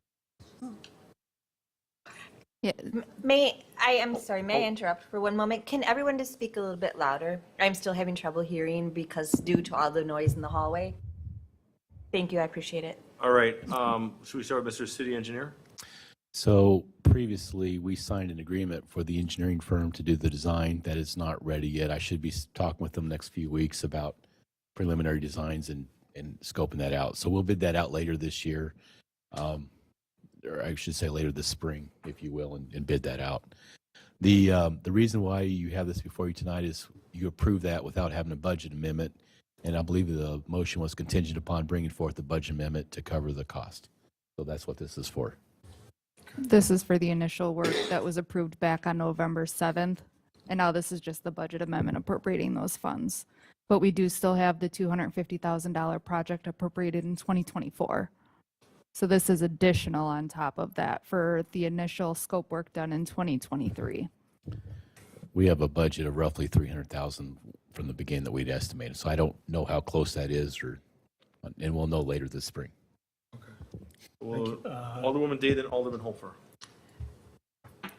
So, in essence, we're footing 100% of the bill all the way through. Not even close.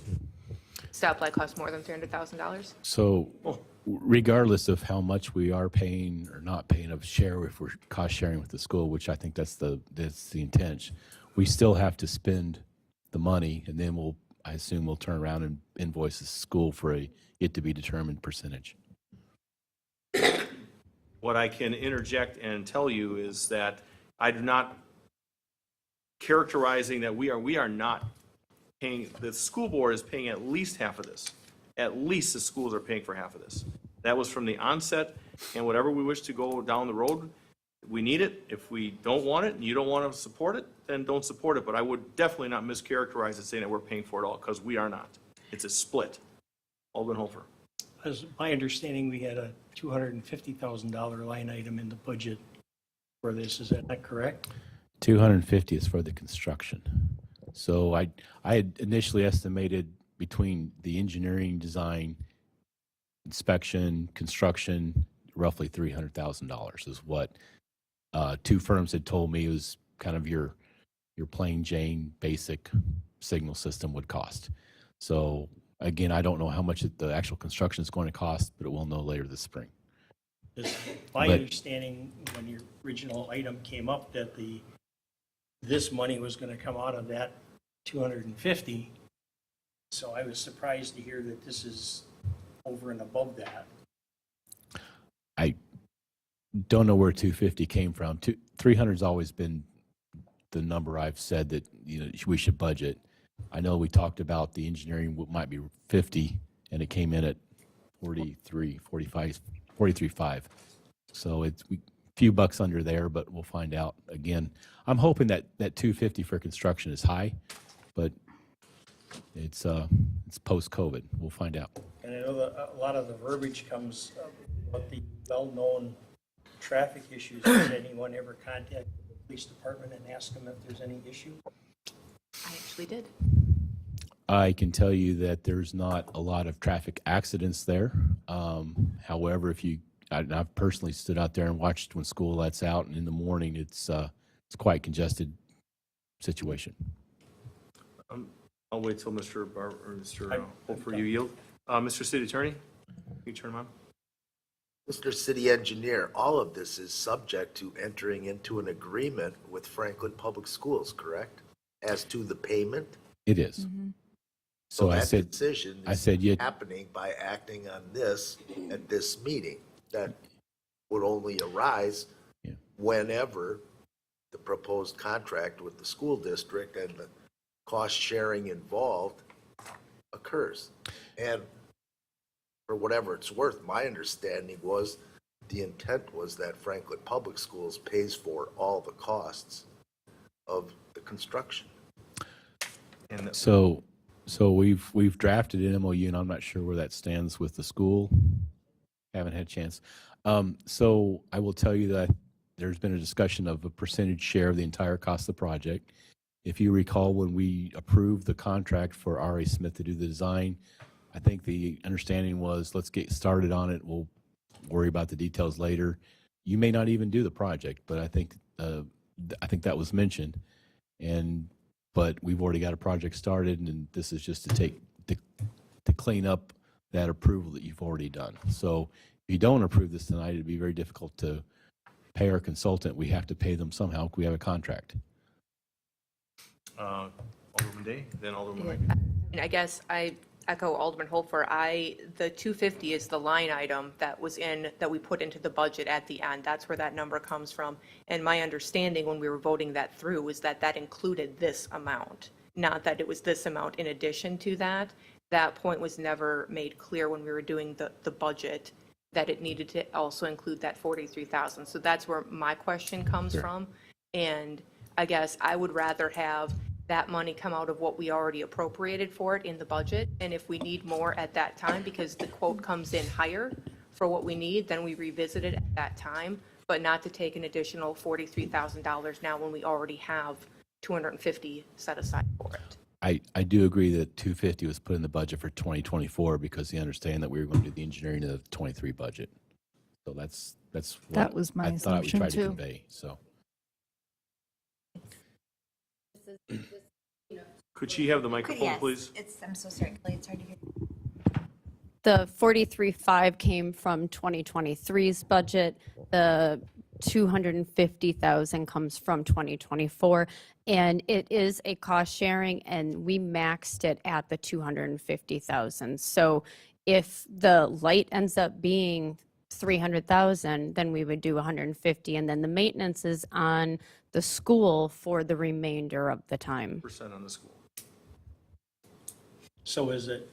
Alderman, hold on, Alderwoman, you have the floor if you wish to have it. I'm good to yield at this Okay, time. Alderman Hofer? Thank you. So is there a carryover for this from the 23 budget to use? The engineering cost, the 43.5 is from the 2023 budget. It's covered from that. The 250,000 is for the 2024 budget. So this, but what this is being asked for is using those 2023 Yes. funds. Yes. Okay. Yes. You're approving this money to come out of the 2023 budget. However, that full amount has not been spent yet, so it will be rolled over and encumbered to be spent in 2024. That's an important distinction. Thank you. Yes. I think I've seen one invoice. Yeah, we've only received one invoice so far, so to approve this tonight would mean that we can pay that invoice because the contract has already been approved, but any remaining money will then be rolled over into 24. Any further discussion on this at this point? Mr. Hofer, you still have the floor. Just to reiterate then, if and when the school board approves the memorandum, it comes back to the council for a full vote. Yes, So that's exactly right. it makes it much more difficult at that time to say, no, we're not in favor of it because you've gone through all the machinations to get it as far as it is, but That's fine. I guess my answer to that is, while we're still looking to see exactly what the costs are going to be, Mr. City Engineer gave forth kind of a low-level, entry-level light, which is basically what is looked to be needed. And that's when this whole thing comes back. And whether the council supports it or doesn't support it, I think would be exactly, but I was very firm with the school board. They were very happy, very, excited to partner. And I understand it's a capital outlay on our part, but it's also all the right thing to do. Now, Alderwoman Day, you were saying something earlier. Did you have something you want to discuss about stats or police stats or? Just that I had reached out to police for their opinion on this particular intersection, and they did not have concerns about the traffic or pedestrian safety at this intersection and thought a stoplight would actually make the traffic pattern worse. That was my only comment, but that's not for this vote today. No, I get you. Alderwoman Eichman. So Alderwoman Day, so then you're speaking on behalf of the Franklin Police Department with that statement? Or? I'm speaking on behalf of the conversation I had with the individual, with the police department Okay, on this thank you for the topic. clarification on that. To my understanding, and obviously I'm not the alder of that district, there have been several complaints that have come in with traffic problems and so forth. At what point do we say if the money is there for finance to put that safety danger out there upon students? The minute that my personal opinion is the minute that we don't agree to make a motion to move forward into looking into this further, something tragic could happen. I don't want to live with that personally as an alder. That's my personal opinion, my personal thought, just throwing it out there. Okay. Is there, thank you. Is there a motion on this? Move to approve? Sorry? It's been. Okay, but, Dan, do you have anything else? Yeah, I was just going to say that regarding the 24 budget, when the $250,000 was put in that budget for the school light project, our ordinance does state that each project in the capital budget is appropriated on a per project basis. So just because the money's in there doesn't necessarily mean that the project has to be completed. Right. So you guys Not still have obligated. that option, but Not obligated, correct? no. I greatly appreciate that clarification. Yep. Thank you. Roll call vote, please. Alderman Craig? Aye. Alderman Barber? Aye. Alderwoman Day? No. Alderman Hassan? Aye. Alderwoman Eichman? Aye. Alderman Holt? Aye. 5 ayes, 1 no, motion carries. G13, authorized promotion and wage adjustment for Marion X to principal planner, grade level 9, hourly rate of $35 an hour, account number 01-0621-5111. Motion. All right. I'll second it. Alderman Hassan, Alderwoman Eichman. Any further discussions? We do have first and a second. I would like to add something there that Ms. X is not here tonight, but she has gone above and beyond for the city of Franklin. I feel she's incredibly dedicated to our city, and I appreciate the hard work that she has given. That's all I wanted to add. Thank you. I yield. I absolutely agree with you 100%. So we've got a first and a second. I just have a couple follow-up questions on the financial impact. for this Alderwoman Day, go ahead. So we have some numbers here which we had asked for last time, so I appreciate that. Thank you. When we discuss that there's unfilled positions within their department, including the planning manager currently, there's a surplus in its full-time salary account for, I'm guessing, remainder of what was the remainder of 2023. But in 2024, which is where we are now, is there additional personnel funds allocated for this if everything was filled, meaning that the planning manager position was filled to a salary which I assume we need to leave some wiggle room for some negotiations on that particular position. I want to make sure that we're covering for that, plus the increase here.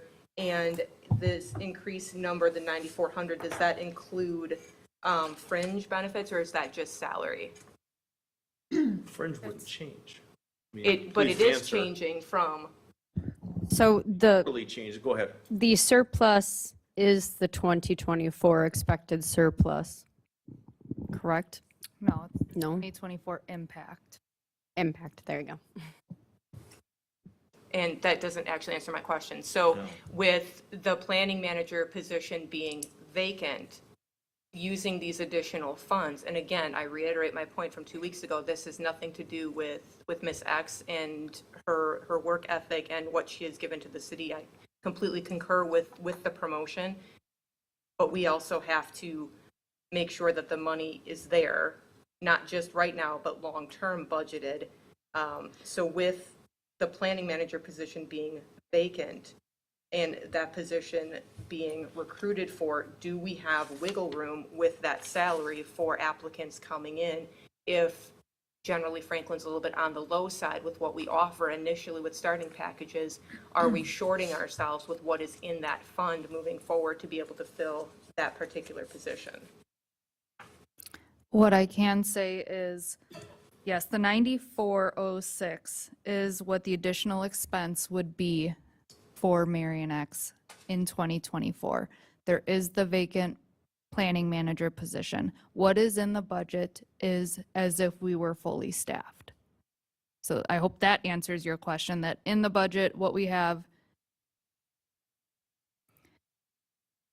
in the budget is if we were fully staffed, because we're not, and I don't see us being fully staffed in that first, we'll say 4 to 6 weeks at least should cover the 9406. But fully staffed as the staff looked before this promotion, or fully staffed as in Fully having staffed, principal planners? having 2 principal planners and a planning manager. So the budget was put together with this Okay, no, so not as a principal planner and then an associate planner. Okay. That's how it was as a So it's not. planning manager. It's not exactly No, but where it it would is. be This- with This the is what promotion. We had looked at after the fact, after our last, what was it, the 19th, on the 19th, we had walked away and looked at it and looked at the impact for 2024. And this fits within the department's budget. If that position remained vacant, not if it was fully staffed. So your question is the 24 budget, Yes. what is in the 24 budget is as if we had a planning manager starting January 1, a principal planner, and an associate planner. Okay. So, and that would not be what we would have moving forward, because we would have 2 principal planners? The 9406 would be above and beyond what is in the budget right now. Okay. So we're short. So we're short 9406, but we have the vacancy. And we're nowhere near hiring for a planning manager. What's the status of that? Non-existent right now. It hasn't been posted yet because we're still working through that, and the goal was most likely to bring nothing forward until most of the end of the first quarter to absorb some of the losses from. And the 24 budget does account for health benefits for this position Oh, thank you. and for the planning manager position. As we move forward with this flurry of late job description rewrites and bumps, are we going to be looking at other areas where we're not filling positions for a period of time in order to make things balance out? Well, I think to be fair, we weren't looking to fill this planning manager role. It has nothing to do with Marion X and her getting a promotion that she deserves. They're 2 totally separate things. We weren't even looking to fulfill that anytime soon for multiple reasons. And that is separate from this promotion. Just giving it, I don't want to get too far afield here, but if the planning department's been such an issue for such a long time, wouldn't finding a planning manager be a high priority? I would think that keeping our staff that are dedicated and good and showing appreciation through a well-earned promotion is more important than bringing on new staff and training new staff. So we'll go back here, and then we're going to stick with this item agenda. Mr. Barber. Just to make it easier and for items G13, 14, and 15, I'm assuming you're going to do a January 1st start date on all this? Effective, just to have it play through as of the first of the year? Yeah, I mean, that's how it's written for budget purposes. Okay, because we carried it over from the last meeting and it would have been in effect. It should have been. Yeah, but Yeah. I just want to make sure that it's a January 1st effectiveness for 13, 14, and 15. Alderwoman Dan, I believe you actually still had the floor. Yeah, my last question, I guess, and if we're gonna, lump them all together, is all of these do actually seem to have verbiage in them talking about how this has been something that's been looked at for a while now to be put into place. And I guess since we just went through budget, why were these not brought forward to be incorporated into the budget at that time? We have timing issues, I guess is all I can say, because a email went out from HR requesting updated job descriptions with a response by November 1st. We were already in the last leg of our budgeting for 2024. Recommended budget had already been approved for 7 weeks at that point. If you And we're also looking at, sorry. Are you on there? We're also looking at job descriptions that are like 2 decades outdated. We're looking at trying to pay our employees a fair wage. so that way we don't lose good employees to other municipalities or maybe just UPS or Amazon, which is pretty competitive right now. Right, I understand all of that, but I also understand in a previous meeting, and not to put words into Daniel's mouth, but there were discussions about some concern about the level of our budget that is going toward personnel without any other revenue coming in, and that we're maybe hitting kind of a teetering breaking point for that for sustainability moving forward. I'm not against doing this, but the process that some of these have gone through, and I get that there's been transition and turnover in a lot of different departments, but I don't want to end up midway through next year and having a budget crisis where we have to look at other avenues for employees. I mean, I've heard rumblings that there might be layoffs next year if we can't figure out revenue issues and personnel costs. So, like I said, I want to give all of these promotions. They're all deserving. The job descriptions absolutely need to be reviewed. But I don't know that we're doing it the best process in place going forward. I would like to see something, a policy or something that these have to go through in the future to make sure that we're accounting for where the money in the current budget and future budgets will come from. Well, Mayor. oh, okay, hold on. So I agree with what you're saying, Alderwoman, and we will get that through as we talk today about moving forward to the next meetings. And I would just urge all of you right now to stay on task with item G13. So that's all in that one. Mr. Barber, then Alderwoman Eichman. These have come through Personnel Committee. I mean, there's a process that would include Personnel Committee, and in the future, we're hoping and requesting that Finance be involved in that pre-process. So there's a process that goes through, and hopefully that will be in conjunction with the budget and timely enough to allow that to happen. Because the Personnel Committee has approved all these, so it's just come forward to us now to act on. Agreed. Do you yield, sir? Yes. Alderwoman Eichman.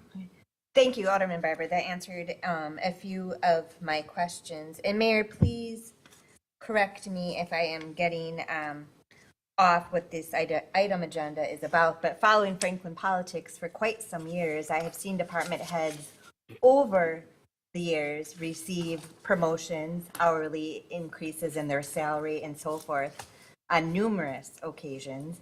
Ms. X has been working extra hours, to my understanding. I have witnessed it personally.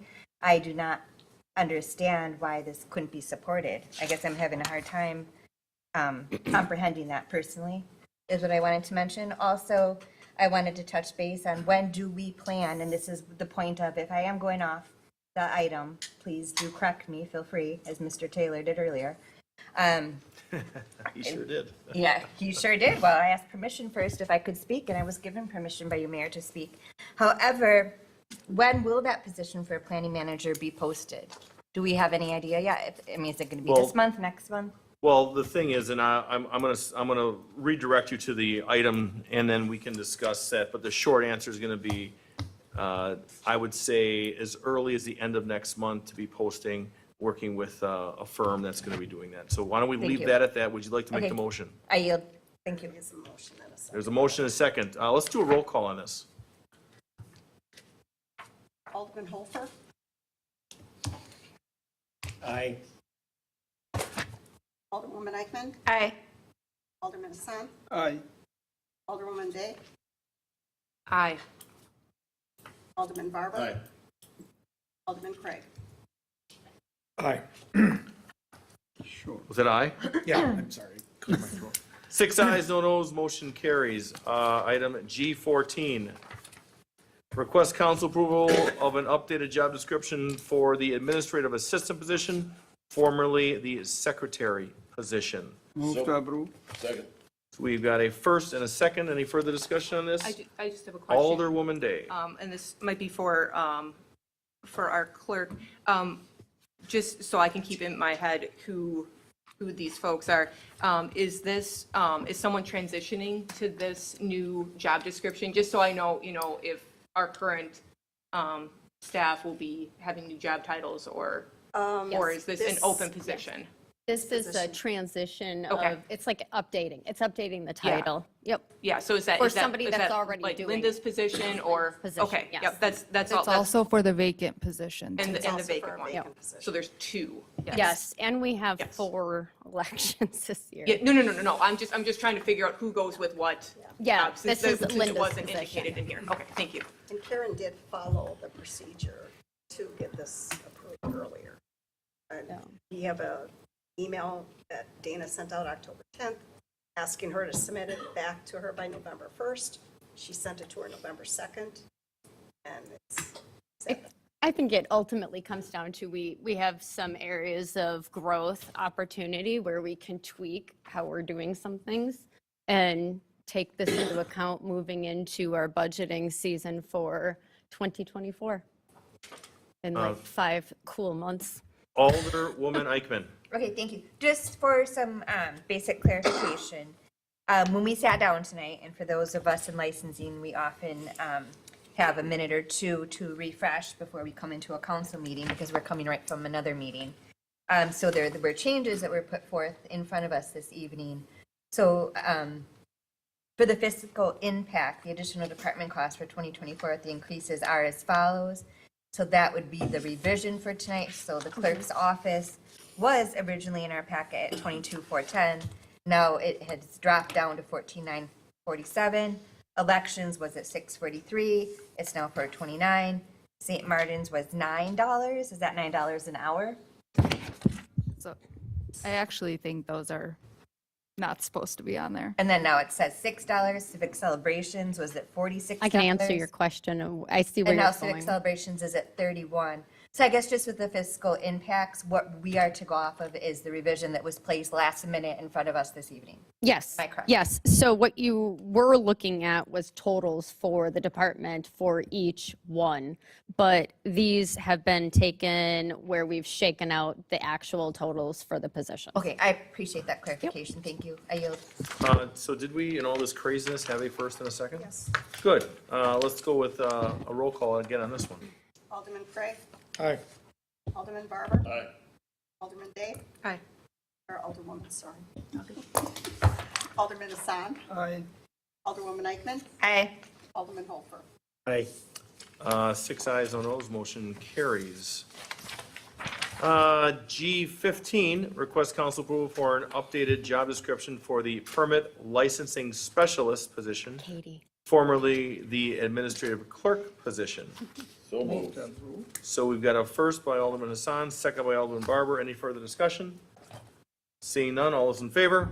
Aye. Aye. Any Aye. opposed? Ayes have it, motion carries. Item G16, schedule committee of the whole meeting in January. Motion to move. Well, hold on. You let him maybe finish? Thank you. So, I guess my perspective on this is if we could not add any more meetings to our schedule and and the meetings, the items that we could have could simply be put on the next meeting in January and would not have any bump in the road. And my personal opinion, only me, I don't want any more meetings than we don't have to have where we can adequately handle anything for the committee of the whole at the next council meeting. Alderwoman Day. Was there a particular reason why they wanted Yes. a separate meeting? Was they thinking like a length of time to discuss it, or because it? Yes. I mean, if it's committee of the whole, it's not closed session, It's, so. yeah, so it was both the ability to present and have a discussion and also to just have that difference in the council session and the setting of committee of the whole. So more of a back and forth and answering questions, that sort of thing. And my opinion There's is no we can motion. have that back and forth about whatever we want to do in open session. I'll say it again, an open session, next council meeting. Mr. Barber. I'd be amenable to starting a committee of the whole on the, at 5:30 on a regular scheduled council meeting. Oh, that might conflict. That'll conflict with the Board of Water Commissioners for sure, and we definitely need to have that next Board of Water Commissioners meeting. Okay. I still will reiterate that whatever we're gonna discuss in this meeting, we can easily add to the next council meeting, not miss a beat. We'll speed it up. They can give their presentation. We already know, we're already hyper aware of the issues with the fire truck. We know it. It's gonna be brought back again. If you all want another meeting, then you make the decision. Mr. Craig, then Alderwoman Eichman. I will just say for the record, I would not be available for this because that will be the last school board meeting with our outgoing, retiring superintendent for the Whitnall School District. And I will not be, I would not miss the opportunity to give her the kudos that she has deserved over her years of service to the Whitnall community. Fair enough. Alderwoman Eichman. My personal thought, Mayor, and correct me please, as you always do, if I misunderstood you, wouldn't this committee of the whole, I thought you'd get a kick out of that, wouldn't this committee of the whole meeting not be in closed session? It would be an open session? It'll be open session, ma'am. Okay, and are we not in bargaining right now with the fire department union? Is that why the fire department is requesting a separate meeting? And also, is this in any conjunction to the talk of needing to either add on to Station 1 or build another I got fire it. station? I mean, for me, for the fire department personally, I am available for this meeting date if we can't make it work because Alderman Craig has his school board duties on that evening. There's I'll been answer meetings you. that I have missed recently due to illness. We may not need Alderman Craig to be here. For me personally, I can't support a simple request that the fire department that does so much for our city is asking for by not having a committee of the whole meeting. I That's can my answer your personal question. thought. I will now yield. Can I answer Thank your you. question? I will now yield. Thank you. Thank you for yielding. Okay, we're not talking about the fire contract. We're not talking about a new firehouse. Just like I said, we're talking about a fire truck. We're talking about the problem with the fire truck. Okay, but that does not. That's it. But I told you what it was, so that's what it is. We're not discussing any future plans of building anything else. We're not discussing the fire contract. Will most likely be on the next council meeting. Yeah. And that's it. So But this was Mayor, simply. sorry, go ahead. May I? I still have the floor after the mayor, Oh, please. sorry. Go ahead, Alderman Eichman. Thank you, Mayor, I appreciate it.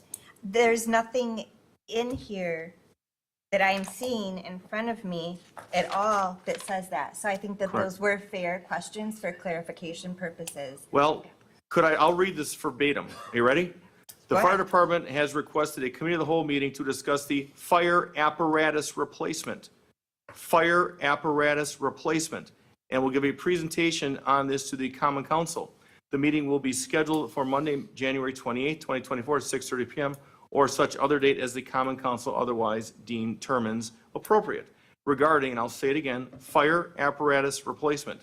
Not fire contract, not firehouse, fire apparatus replacement. So it is right in front of you, and I ask that we simply have this discussion at the next council meeting. However, if all of you want something different to discuss the fire apparatus replacement, we will then do that on the fire apparatus replacement.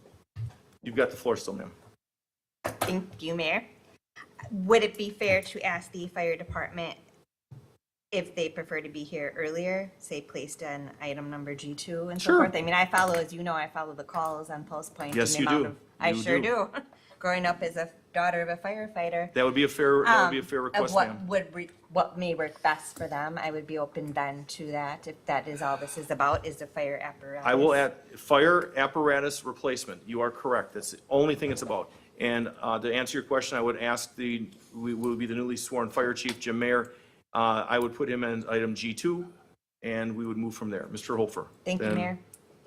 Did Alderman Hassan? Mr. Hassan, you now have the floor, then Alderman Hofer. Thank I'm you. sorry. I was just thinking it's probably a good idea just to add it to our next common council meeting instead of having a special meeting. Agreed. That's all. Thank you, sir. Mr. Hofer, then Mr. Craig. I would support having it at the regular meeting under the condition that it doesn't push anything else off if it gets to It be a won't. lengthy agenda. We've had 37 on his last meeting, and I think we'll be under that. Mr. Craig. Just a question as far as, is this a time-sensitive issue that requires it to be done on the 8th? No. Okay. Just for the record, 8:35 PM, Alderman Barber vacated quickly and swiftly. So at this point, we can make a motion that we are not going to have a committee of the whole, and that this item will be placed on the normal agenda of the next council meeting. I'll make that motion. We've got a first. Second. We have a second by Alderman Hassan. See no further discussion. All those in favor? Aye. Aye. Any opposed? Ayes have it. Motion carries. 5 ayes, no noes, 1 absent. Let's see here. Now going into, this is where I wanted to take a quick break. Let's go with a 5-minute break, 5-minute break.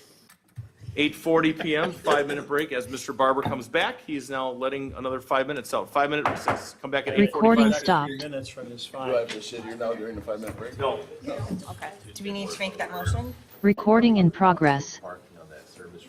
Yeah. You can't have it. I like it. Yeah.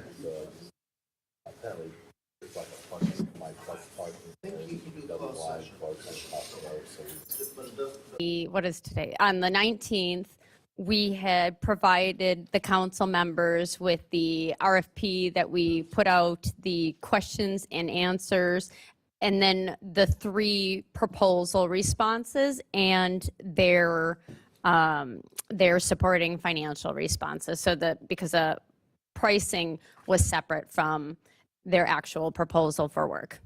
And at this point, the council had time to review it, I hope, and we are coming together to talk about which selection we are going to make of the tax assessors. Okay, Mr. Hope, would that's- you like to chime in? I didn't, I saw your pen up. Is that? Oh, no, and I'll be happy to. But yeah, and she looked at me, I'm like, I didn't do anything. Well, you had the, see, we're all trained now with the pen up means you're ready to rock. Sorry, I just have 2 questions right off the bat. With the exception of 1 bidder, every one of these would cause us to be in deficit from what we have in the budget. So my question would be, where's the money coming from? The other question, really a concern that I have, is there's all of these quotes for time and material, and having spent a lot of time doing various bidding and time and material, I always prefer to have a not-to-exceed cost. So I have no way to estimate what that time and material cost could be for any of these people. It could be 10,000, it could be 100. I have no clue, because there's so much work that's listed there to be done, and I have a great concern over that. That's my 2 cents at the moment. And to partially rebut that is, or to agree with you about the scope of the work, there is a number of things that are and have been, which I'm not going to go on record and state at this point, that have to be fixed. They have to be fixed, they have to be adjusted, and proper taxing needs to be put in place. And that's why I believe part of this is open-ended as it is, because that scope, as we come upon things that we discover that need to be addressed immediately, is going to change that scope. And that's my concern as well, Mr. Hofer. But this is a reality of that part. And I'll yield for a minute too, and then I'll come back. Alderwoman Day, do you have something?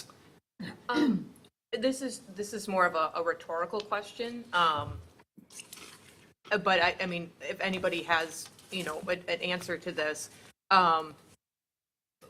looking at the time and material rates for all of these sort of being a nebulous cloud, is there any benefit to Tyler in that they've been here before and maybe it might not be as much legwork to get up to speed, ergo maybe not having as much time and material costs initially as some of the others who would be new to the community? As I said, it's more rhetorical for thought.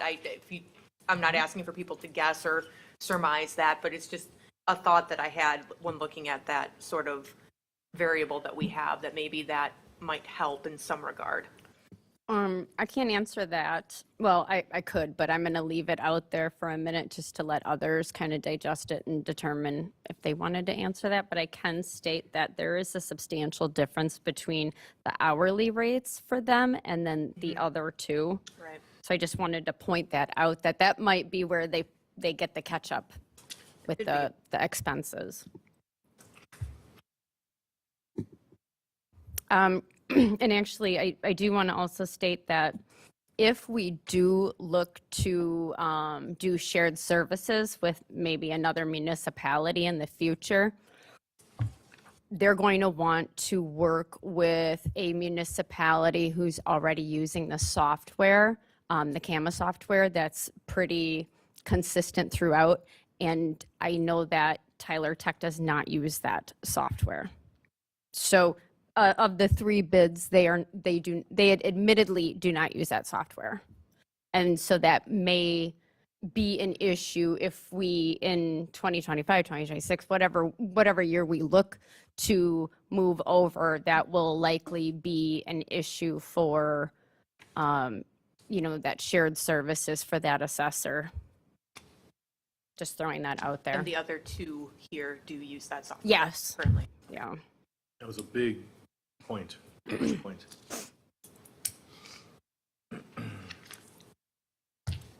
We can keep the open discussion going here. Alderman Craig. When the discussion of the possibility of the future with possible shared services with another municipality, what sort of early termination fee would we be seeing with any of these in that regard? Is that something where that would be a cost prohibitive move and thus it would have to wait until the end of the contracts? Or is that something that we have flexibility as far as being able to move off of one contract and then enter in with someone else in that regard? This might be more of a city attorney question, but I would like to think that, one, we don't have an actual contract out there. This was a request for proposal, so I think we can finesse what we want to have within that contract. But 2, with previous assessors, we have had that no fault termination walk away clause, and I would expect that we would have that in this one as well with 45 days notice. You still have the floor, sir? Mr. City Attorney? There's no contract yet. City administrator has the same set of thoughts that I would for the agreement. And if that was the case, would that be a point of discussion with a contracted service where if it is a extended period of time where we know that we're not in a position to begin those discussions with municipality X to share services, where we can say, well, we will commit to Tyler or whomever that, and as a result of that commitment, would that warrant then a reduction in cost overall? I'm not sure I'm following you because the contract that we will have will be the commitment. So, if it's 1 year or 3 years, that's there, obviously with a termination clause, a no fault termination clause in there. But the idea would be that we would try to get our ducks in a row with the other municipality during that time, but not to, I guess I just don't understand what you were asking me. So if we, it's that whole concept of if you go year by year, you're going to be paying a premium as far as that goes because there's no commitment long-term. Okay, right. Versus if you say, we're going to commit to you, Mr. Contractor, for 3 years, 2 years. Would that then say, can we knock a little bit off of the sticker price as far as that goes? Okay, yeah, so the sticker price is based off of that. That's what you're seeing right now is 3 years of sticker price. 3-year So, deal. you're seeing the load in the first year and then a little bit of backing off in subsequent years. But this is how it was proposed and also priced. I hope that helps. It does, and to help answer that question, for example, looking at the associated, year 1 is the 365, year 2 and 3 is the 225. So then that's where you're receiving that discounted rate, or you're seeing a discount for a longer commitment. That was with that.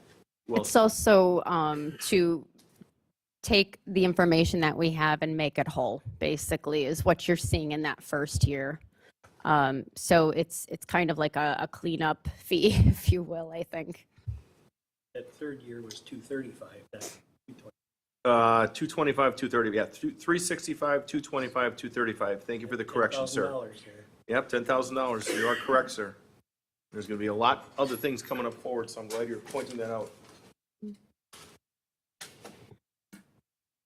So, I'm sorry, floor. Yes, Mr. Holfer, you have the floor. So what's going to drive the time and material portion of this? What's going to drive it is probably things that were perhaps not properly assessed, things that were under-assessed, things that are perhaps zoned ag, that are residential, as we come upon things. Some of these things we know, correct? Some we know, and some we are coming upon as we continue this discussion. So is it possible to hone in a little bit more on what a limit might be, or what an estimate might be based on the knowns? And then the unknowns would be more flexible?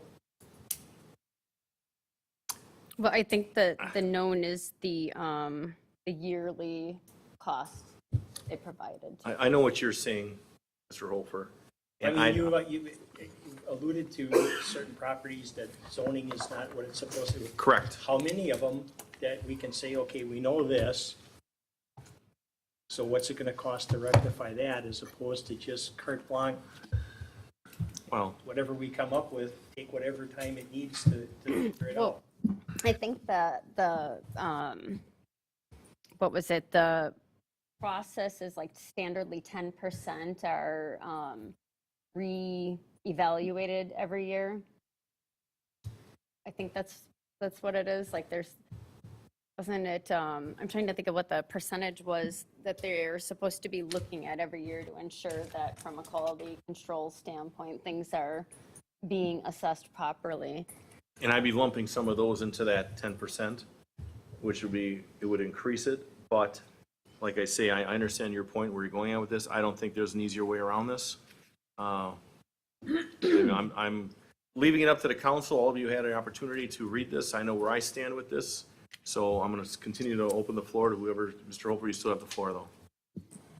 So I mean, like, sketching was time and material in some of these things. I'm just trying to hone down that we don't have an open, I don't like open-ended contracts. Right. That at some point in time, the council, because we're the ones spending the money, would have to have an ability to say no. And I'm Right. looking for a mechanism to do that. And when we have that final contract, that can be part of the verbiage in that final contract. And even if it isn't, where do we come up with $155,000 at one end and as high as $345,000 on another, over what we've got budgeted? And I raised that question during the budgeting sessions. Where's that money coming from? Do we have? So what I can say is we did budget for $220,000. Is it 210 or 220 for the current budget year for 2024 without knowing what was going to come ahead. This being said, you guys do have $125,000 in an unrestricted contingency. Typically, that's used multiple times throughout the year. And then you also have a healthy general fund balance. And our fund balance policy does allow for you to use that fund balance for one-time nature things, extraordinary circumstances, and expenditures that don't require you to have a repeated resource needed. So seeing that this is a one-time necessity in order to get our assessments cleaned up, you could use fund balance for that. If you didn't want to use your whole your unrestricted contingency allowing for other departments. And that would that impact the percentage that we're using and with our restrictions that the city's put on that? It would lower the amount that you have available, but we are I can say we are over 3 million above what our percentage is. So we already have to be looking at spending that down per the policy. Thank you. Mm-hmm. Alderwoman Dade and Alderman Barber. Then just one more thought on my nebulous cloud about time and material costs. And I know it's not going to be apples to apples because we weren't satisfied with our previous company.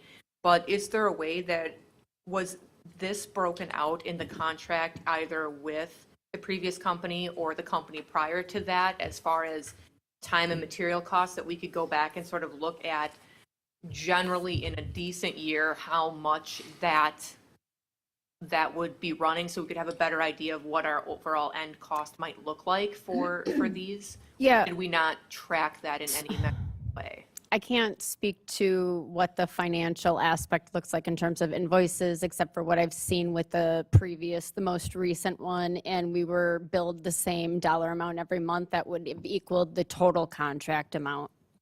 So they didn't have a separate, like, it was No, all Not time, combined? no. And then what was, okay, so then what was their, and forgive me because I don't have it in front of me, I don't remember, what was their annual year over year that they were billing us for that then? 2010 or something like that, it was like 10,000 less than What we budgeted.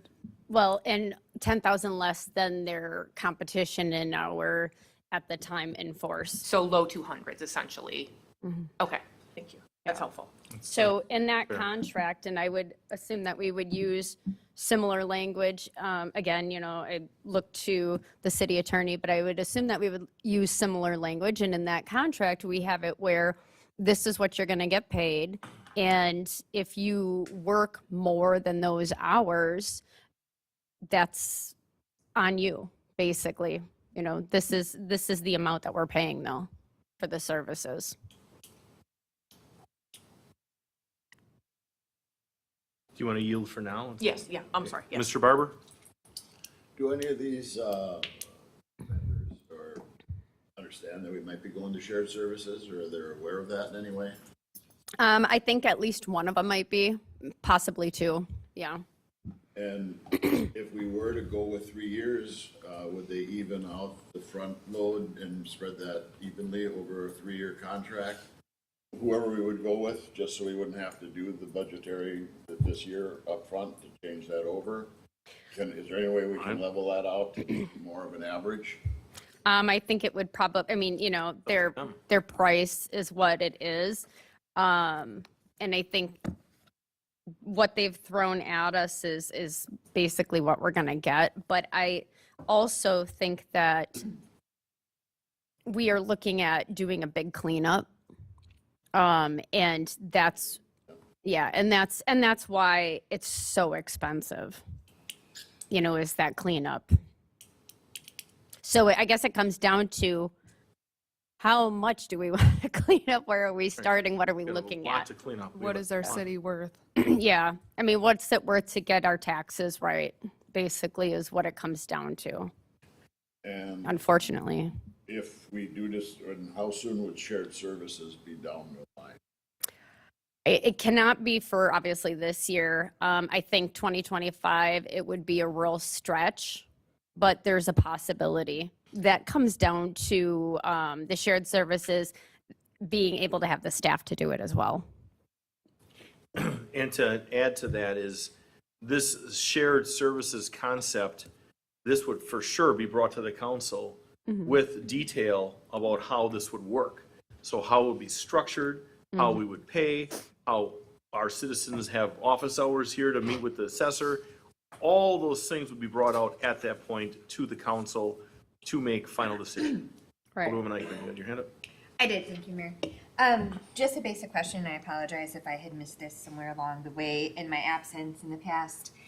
When you had mentioned that you spoke to other municipalities, may I ask what other municipalities that you spoke of? I know several times I had recommended H2 and the mayor that it may be worthwhile to speak with the city of Greenfield as an example. Are there other municipalities that you've spoken to, or did you speak to Greenfield by chance? Yeah, well, Greenfield doesn't have shared services. They don't have their own assessor.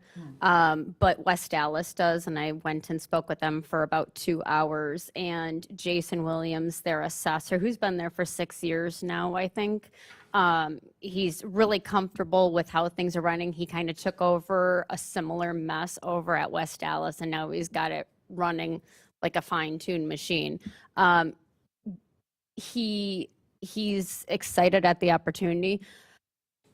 So West Dallas is one of the shared resource opportunities that may exist, and then TOSA also has their own assessor, and then outside of that, I'm part of a assessor task force, right? So within the county, there are several municipalities who are having similar issues with their tax services, and the thought has been do we continue to go down the path that we're going down, or do we try to create some sort of consolidated group?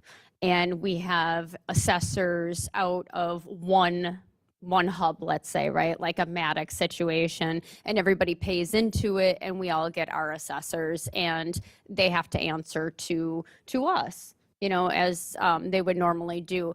I think there's some questions about how that would look and how that would work, because obviously municipalities don't want to be stepping over the line with other municipalities. And then it's still ultimately, you would be potentially dealing with assessor companies versus a staff member or an employee of a municipality that you would share. Thank you. I appreciate your time in that explanation, not only for council, but for those listening at home and Yeah. those that like to blog on Facebook as well. Did not realize you were on an assessor task. Yeah, there's about 6 or 7 municipalities that are part of that. Okay, I was unaware. Thank you very much. I appreciate it. I yield. Thank you. Alderwoman Day. One more question, and I think I know the answer to this because there's only a couple of municipalities that do this, but I'm assuming that the pool is even smaller for this than it is for companies to look at. But have we considered or looked at what it would cost, or even if there is a pool of people available that do this, to have our own in-house person, like say West Dallas or TOSA? Would that be more cost effective, long run, and what that kind of looks like, just to say that we looked under that rock too? Right. So I think it would be helpful to look at West Dallas and what they've done, because I believe that they might be somewhat comparable to our city in several different ways. And they have Jason there as their one assessor who is also an employee. So I know that one of the things that they really like about that is obviously there's a difference between contracted services and an employee. So there's more control over how things are going with their assessments and that sort of thing. Whereas that's one of those things that we've noticed we didn't have control over, or customer service, getting people's questions answered and their needs met.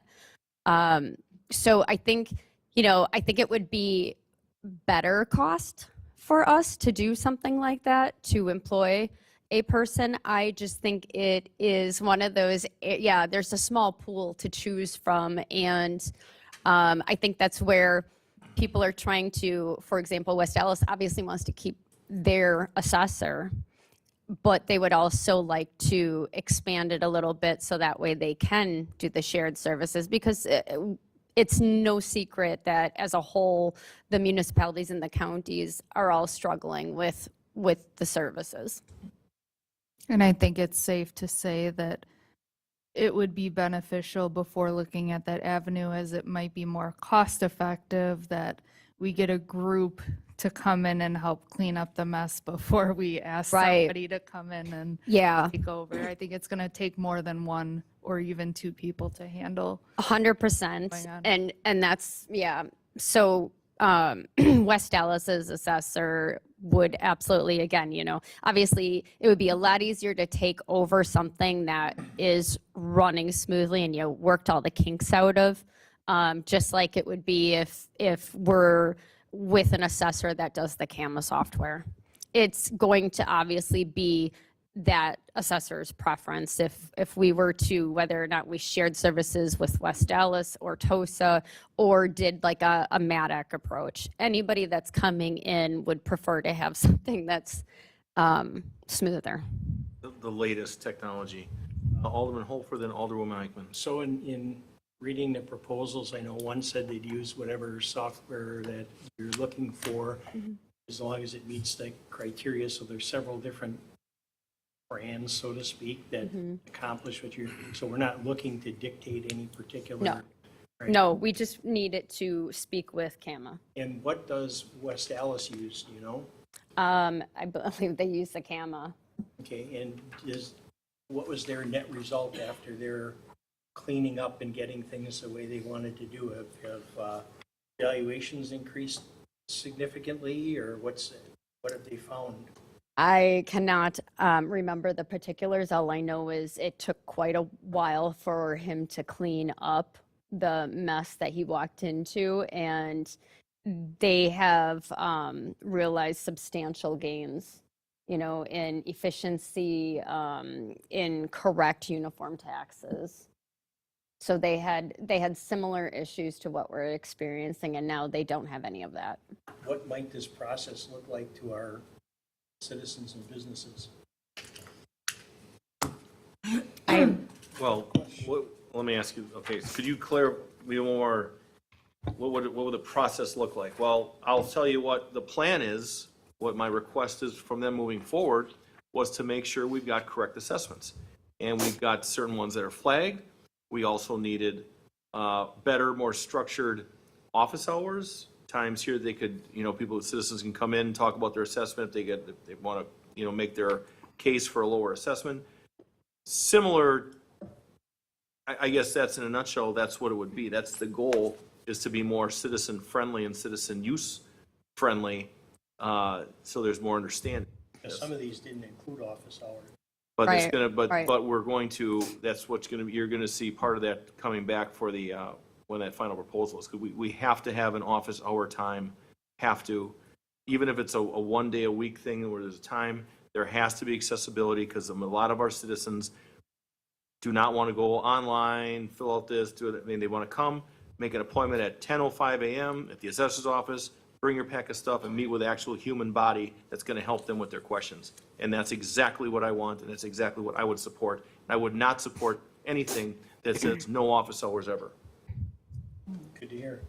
Right. Yeah, I do think that the intention is that a lot of it would be done over the phone or the computer, but yeah, I don't know that we need somebody full-time staffed, but for sure we need somebody here answering questions. Sometimes Alderman Holford, these things are like, well, they'll be here, you know, every other Monday from 9 to noon. You know, that type of thing, or somehow they have a way that they're gonna have it so it's structured, but they will be communicating, hyper communicating and following up with the citizens so they can feel comfortable, us taxpayers feel comfortable that we are dealing with an assessor that's accessible, competent, and transparent in their decision-making. I mean, I can state that we did have office hours recently, Monday through Friday, and I cannot tell you how many people I had complaining to me that they didn't get any answers. I received some of those. Yeah, yeah, and that's disheartening, and that's what we would obviously hope to avoid with the future one. I think, you know, I don't know. We know the problems that exist, and I would hope that with a new assessor that's kind of on cleanup crew and knows what to look for, you know, that they're doing what we're paying them to do. And that would look like there would be some assessments being changed, and there would be some, you know, missed permits that would go back 2 years, and because there's statutes of limitations too. So, you know, it would be trying to grab all of those missed opportunities that we've had over the years. Obviously, we can't assess somebody beyond 2 years for things that should have been included, but just getting it right would be nice. I mean, I had a gentleman in my office today telling me that his plat of land was always 0.63 acres, and then it was nothing, and then it was like 0.5, and it's been jumping around throughout the years in the records. And naturally he wants that fixed. He doesn't want to lose 13.13% of his, or 13.13 acres of his property. And so these are real concerns. We've had a lot of issues that we have had to try to help people with, and also try to make sure that we are setting aside so that we can tackle it with the new assessor as soon as we have one. So given the importance of it, what's the reporting going to be? Is the council going to be able to get like quarterly reports of here's what we're finding, here's what we're doing, here's the time frame to get it? Yeah, I mean, I would like to have that, and I think that that's part of the reason why running these sample reports is so important, so that way we can know that we're getting what we're paying for. To piggyback on Alderman Holfer, I think that's a great idea, Alderman, to do a quarterly update to the council so we all know. Yeah, we can exactly, say like X amount of properties. There's a lot fixed that's and- going to be hitting right off the bat, and I definitely want to share Yeah. that, and the council needs to know that in open session, Right. a lot of ills from the past that we're going to be fixing and writing. Can that be a Still got the floor, Mr. requirement Hofer. in the, Yeah, in the absolutely. contract that they come in and speak on a quarterly basis? Or at least provide us with a report that we I would can Maybe share speaking that. initially for the first like 2 quarters, so we can get, because it's going to You be, can understand the reports and what we're looking at, and it's going to be a tidal wave. Alderman Craig, then Alderwoman Day. I thought I had. Okay, Alderman Eichman, then Alderman Craig, then Alderwoman Day. Thank you. Ed had asked the majority of the questions that I had, and I have a list that I can compose to send to you. As the mayor knows, I like to talk, so we won't stay here until midnight tonight, and things that I can address with you, Kelly, because I know that you're always available for us to reach out to, which I greatly appreciate. How long has West Dallas been using these shared services approximately? I would have estimated the past 6 5 years. to 6 years. Okay. 6 Which- years, Jason has been an employee as the city's assessor. When West Dallas started, that would make And answers several of my questions. yeah, and it was in response to kind of the similar situation that we have. Okay, There thank were you. a lot of issues, and they decided, hey, we need to do this in-house so we have more control over what's actually happening. Thank you. You're welcome. Alderman Craig. Because of the scope that's being talked about how the current assessment of the city itself is not in line with what it should be, right? Are all of the companies that have submitted the RFPs, are they all in the knowledge of you're going to be walking into, where everything's on fire? Are they aware of what they're going to be signing up for? Yes, and I think that's partly why the prices are what they are. Okay. And then Yeah. along with that, what have you had conversations in terms of, well, if it is as bad as everyone says it is, and it's as terrible as you tell us it is, what would be the timeline that they would estimate as far as being able to say, you're good? And these problems, is this where the entirety of the contract? Is this a 2-year sort of process? Or is this something like, hey, we got you after 3 years, we're about 3/4 of the way done, and we still got a lot of work to be done that needs to be continued? Yeah. What sort of like, where the completion rate of being able to stabilize and have that accurate appraisal, for lack of a better term, that we see in the end result? I think that's going to be dependent on how big the issues are and what is found, and how the next assessor works through things. But what I do assume is that with any of the assessors, we stop the bleed so we can then fix the issues as we move forward and work appropriately moving forward. So we're not adding to the issues. You know, I'm thinking it, go ahead. No, go ahead. I'll ask my question. Fine. No, I was just going to ask Shirley, actually, if you know the timeline when open book and border review is does that begin in May and June? It's all, ours is all. So.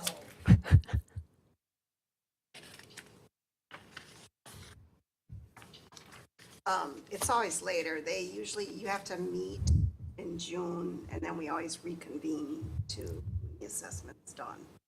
Okay, so Always has been the, it's been like August or something, correct? I think my only concern would be is if they could get it done and in a 6-month period so that our residents can come to open book, come to board of review, get their questions answered before then so that we don't have as much of an issue for the next tax season. I don't know if they could do it that quickly. Yeah. That's my concern. That sounds very much like an Air Force goal, aim high. Ooh, not Stolen bad. from you. bad, But Jason. is that something then where we would see a lot of heartburn then where a great number of citizens would have disputes and then wanting to take that to board of review as far as, there's no way that my house is worth $3.5 million. It's only worth $28. You know? Honestly, I think that we'll see issues regardless. You know, some people don't want to be told that their house is worth more. Some people don't want to be told that their house isn't valued at what it is.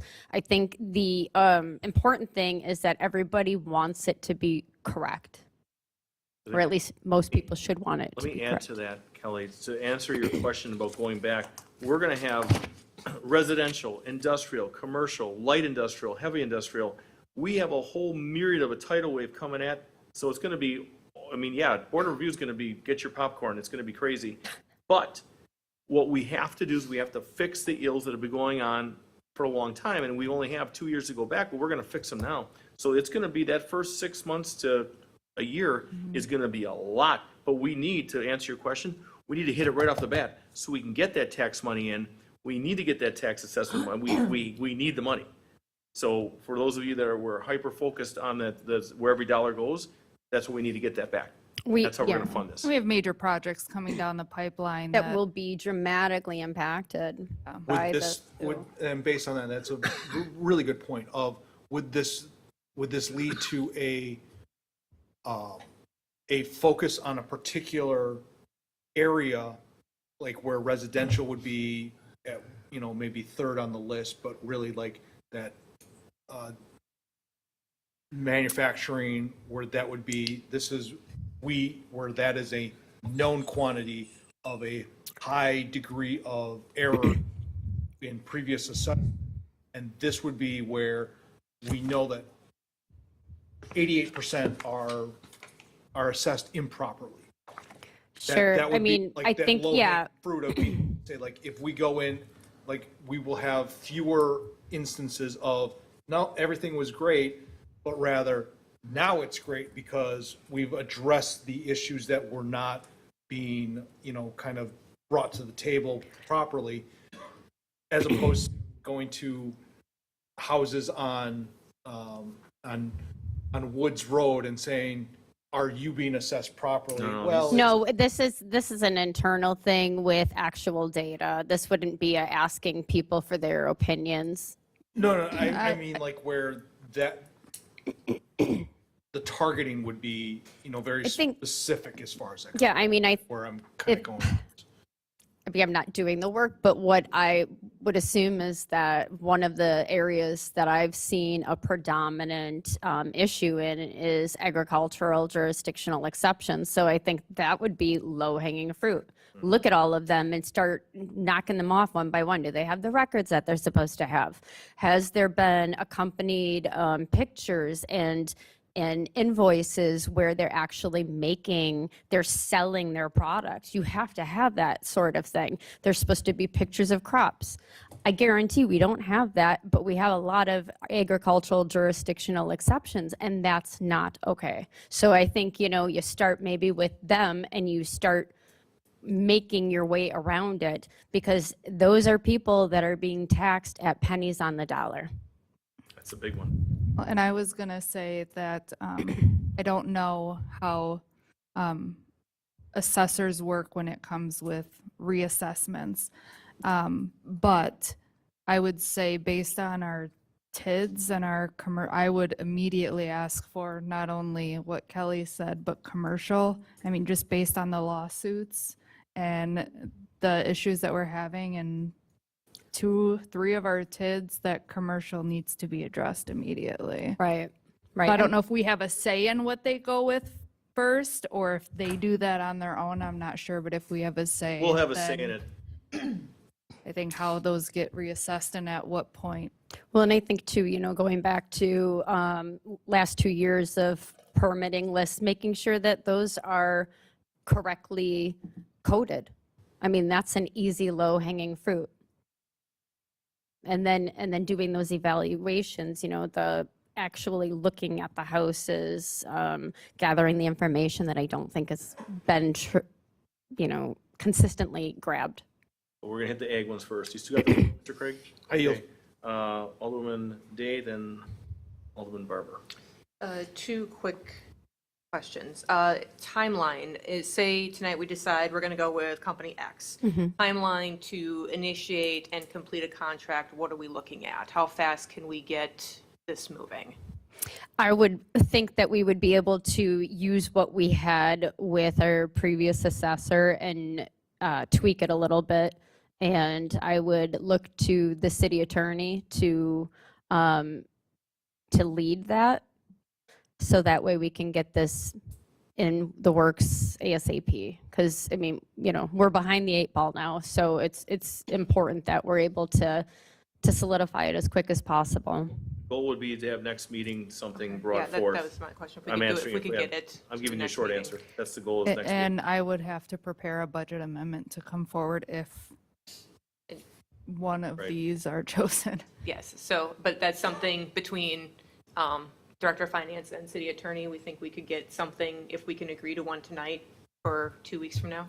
Yeah, I mean, I gotta tell you, there is like an endless stream of citizens coming in with questions for assessors that we just cannot answer.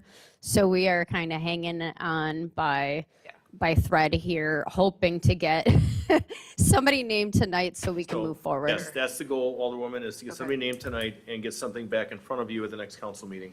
So, and I've used this analogy before, I don't know if I've said it to this group, but I like to play chess and not checkers. Big picture, think down the road, don't just knee-jerk at things. And so listening to the whole conversation going on tonight, going back and forth and doing all the math, it seems to me that no matter which way we go, because of the time and materials piece, that we don't have a concrete answer, we'll need to be pulling some extra money from somewhere, whatever fund that is, based on what the group consensus is. So we're going to have to pull money no matter what. It seems to me that the more prudent thing to do long-term would be to potentially look at the company that has the software that enables us to move forward long-term, whether we sign multiple contracts with this company, or it sounds like other companies and other municipalities all use the same software. And I think even though it seems a little bit more front-heavy in cost, I think long-term, it seems like one of these would be a better solution long-term. Just taking all of that into account, I think one of them is just price themselves out a little bit. If we can't adjust that year one total, it's kind of a hard pill to swallow, adding in the extra cost to that. So I guess I'm kind of leaning towards Associated at this point as being the most prudent Exactly. path forward. My support. I'm not saying that we're ready to vote on anything, but that's just kind of where I am at this point, taking in everybody's comments. 7 minutes away. Mr. Barber. This is more on the subjective side than anything, but that's important to me in a lot of ways. Which company is most eager to work with us in terms of getting this online and understanding the magnitude of what we're looking for? And then which company will you want to work with? It's a two-part question, I guess. But it's subjective, it's not quantitative in any way. It's which, I think so. Associated has been the cleanup crew in the past for other municipalities, and by the past I mean the recent past, and they have shown a lot of interest.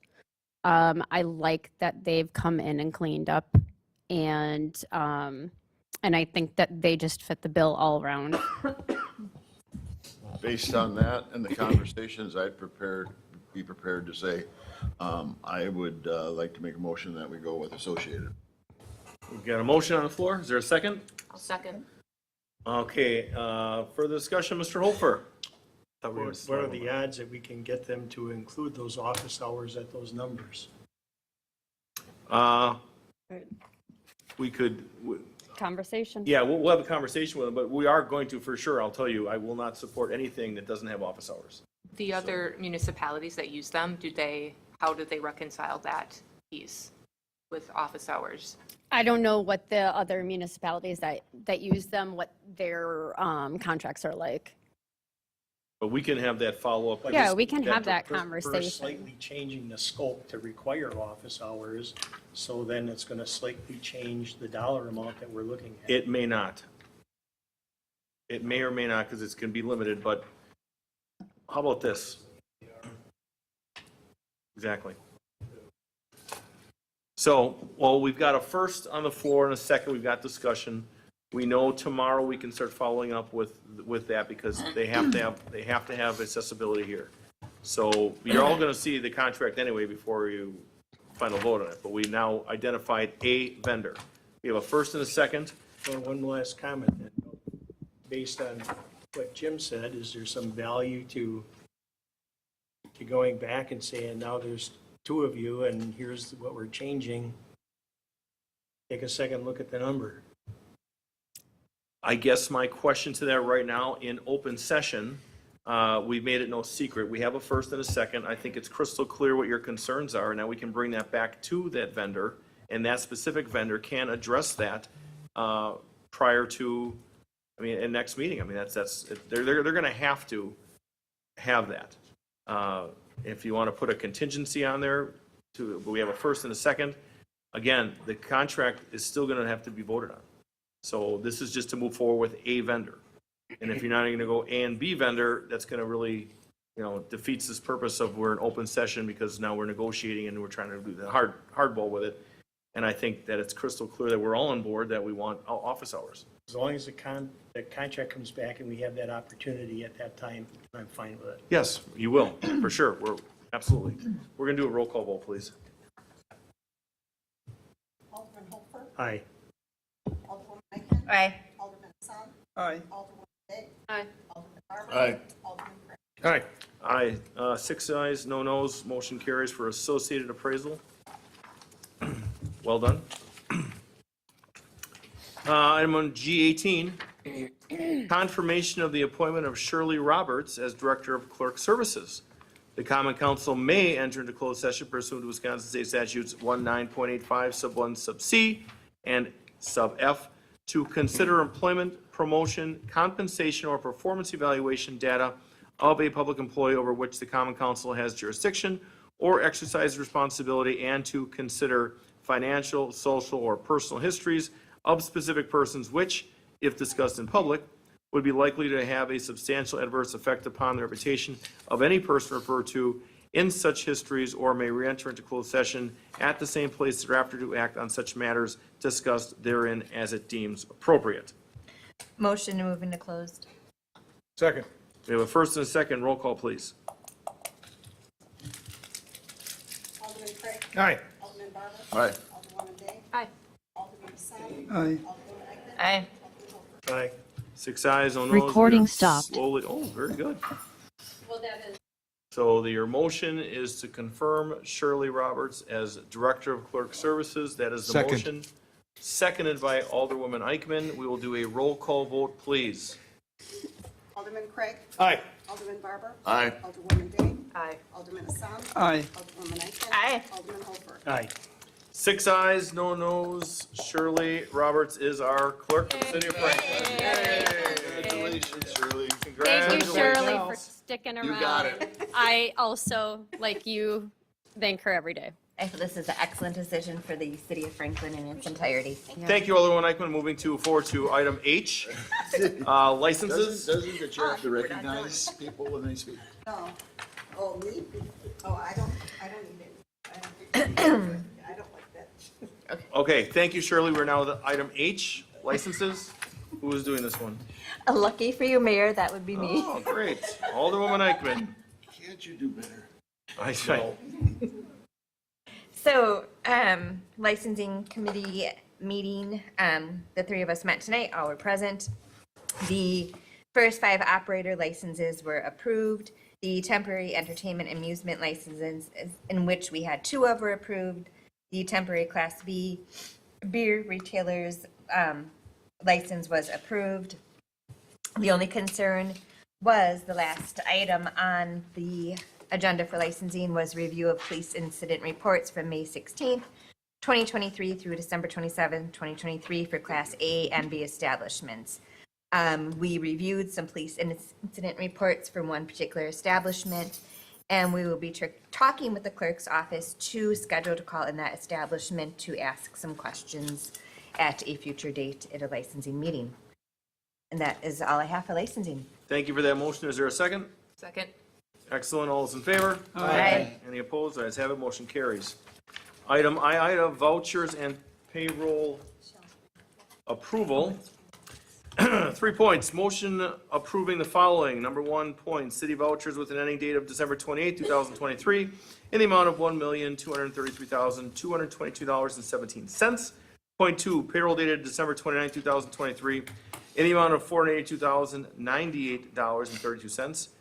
And payments of the various payroll deductions in the amount of $463,445.52, plus city matching payments. And final point, estimated payroll dated January 12th, 2024, in the amount of $625,000 even, and payments of the various payroll deductions in the amount of $300,000 even, plus city matching payments. So moved. Second. We have a first and a second. This is a roll call vote. Madam Clerk. Over.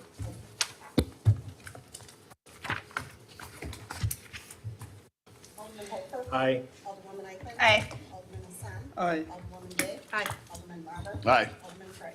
Aye. 6 ayes, no nos, motion carries. Is there a motion to adjourn? Motion, second. We're going to with Mr. Hopfer and Mr. Hassan. All those in favor? Aye. Any opposed? Ayes have it. Motion carries. We're slowly creeping off at 9:58 p.m. You're correct, I did second it. Recording stopped. 9:59. She'll be home on Friday. Oh, where's she now?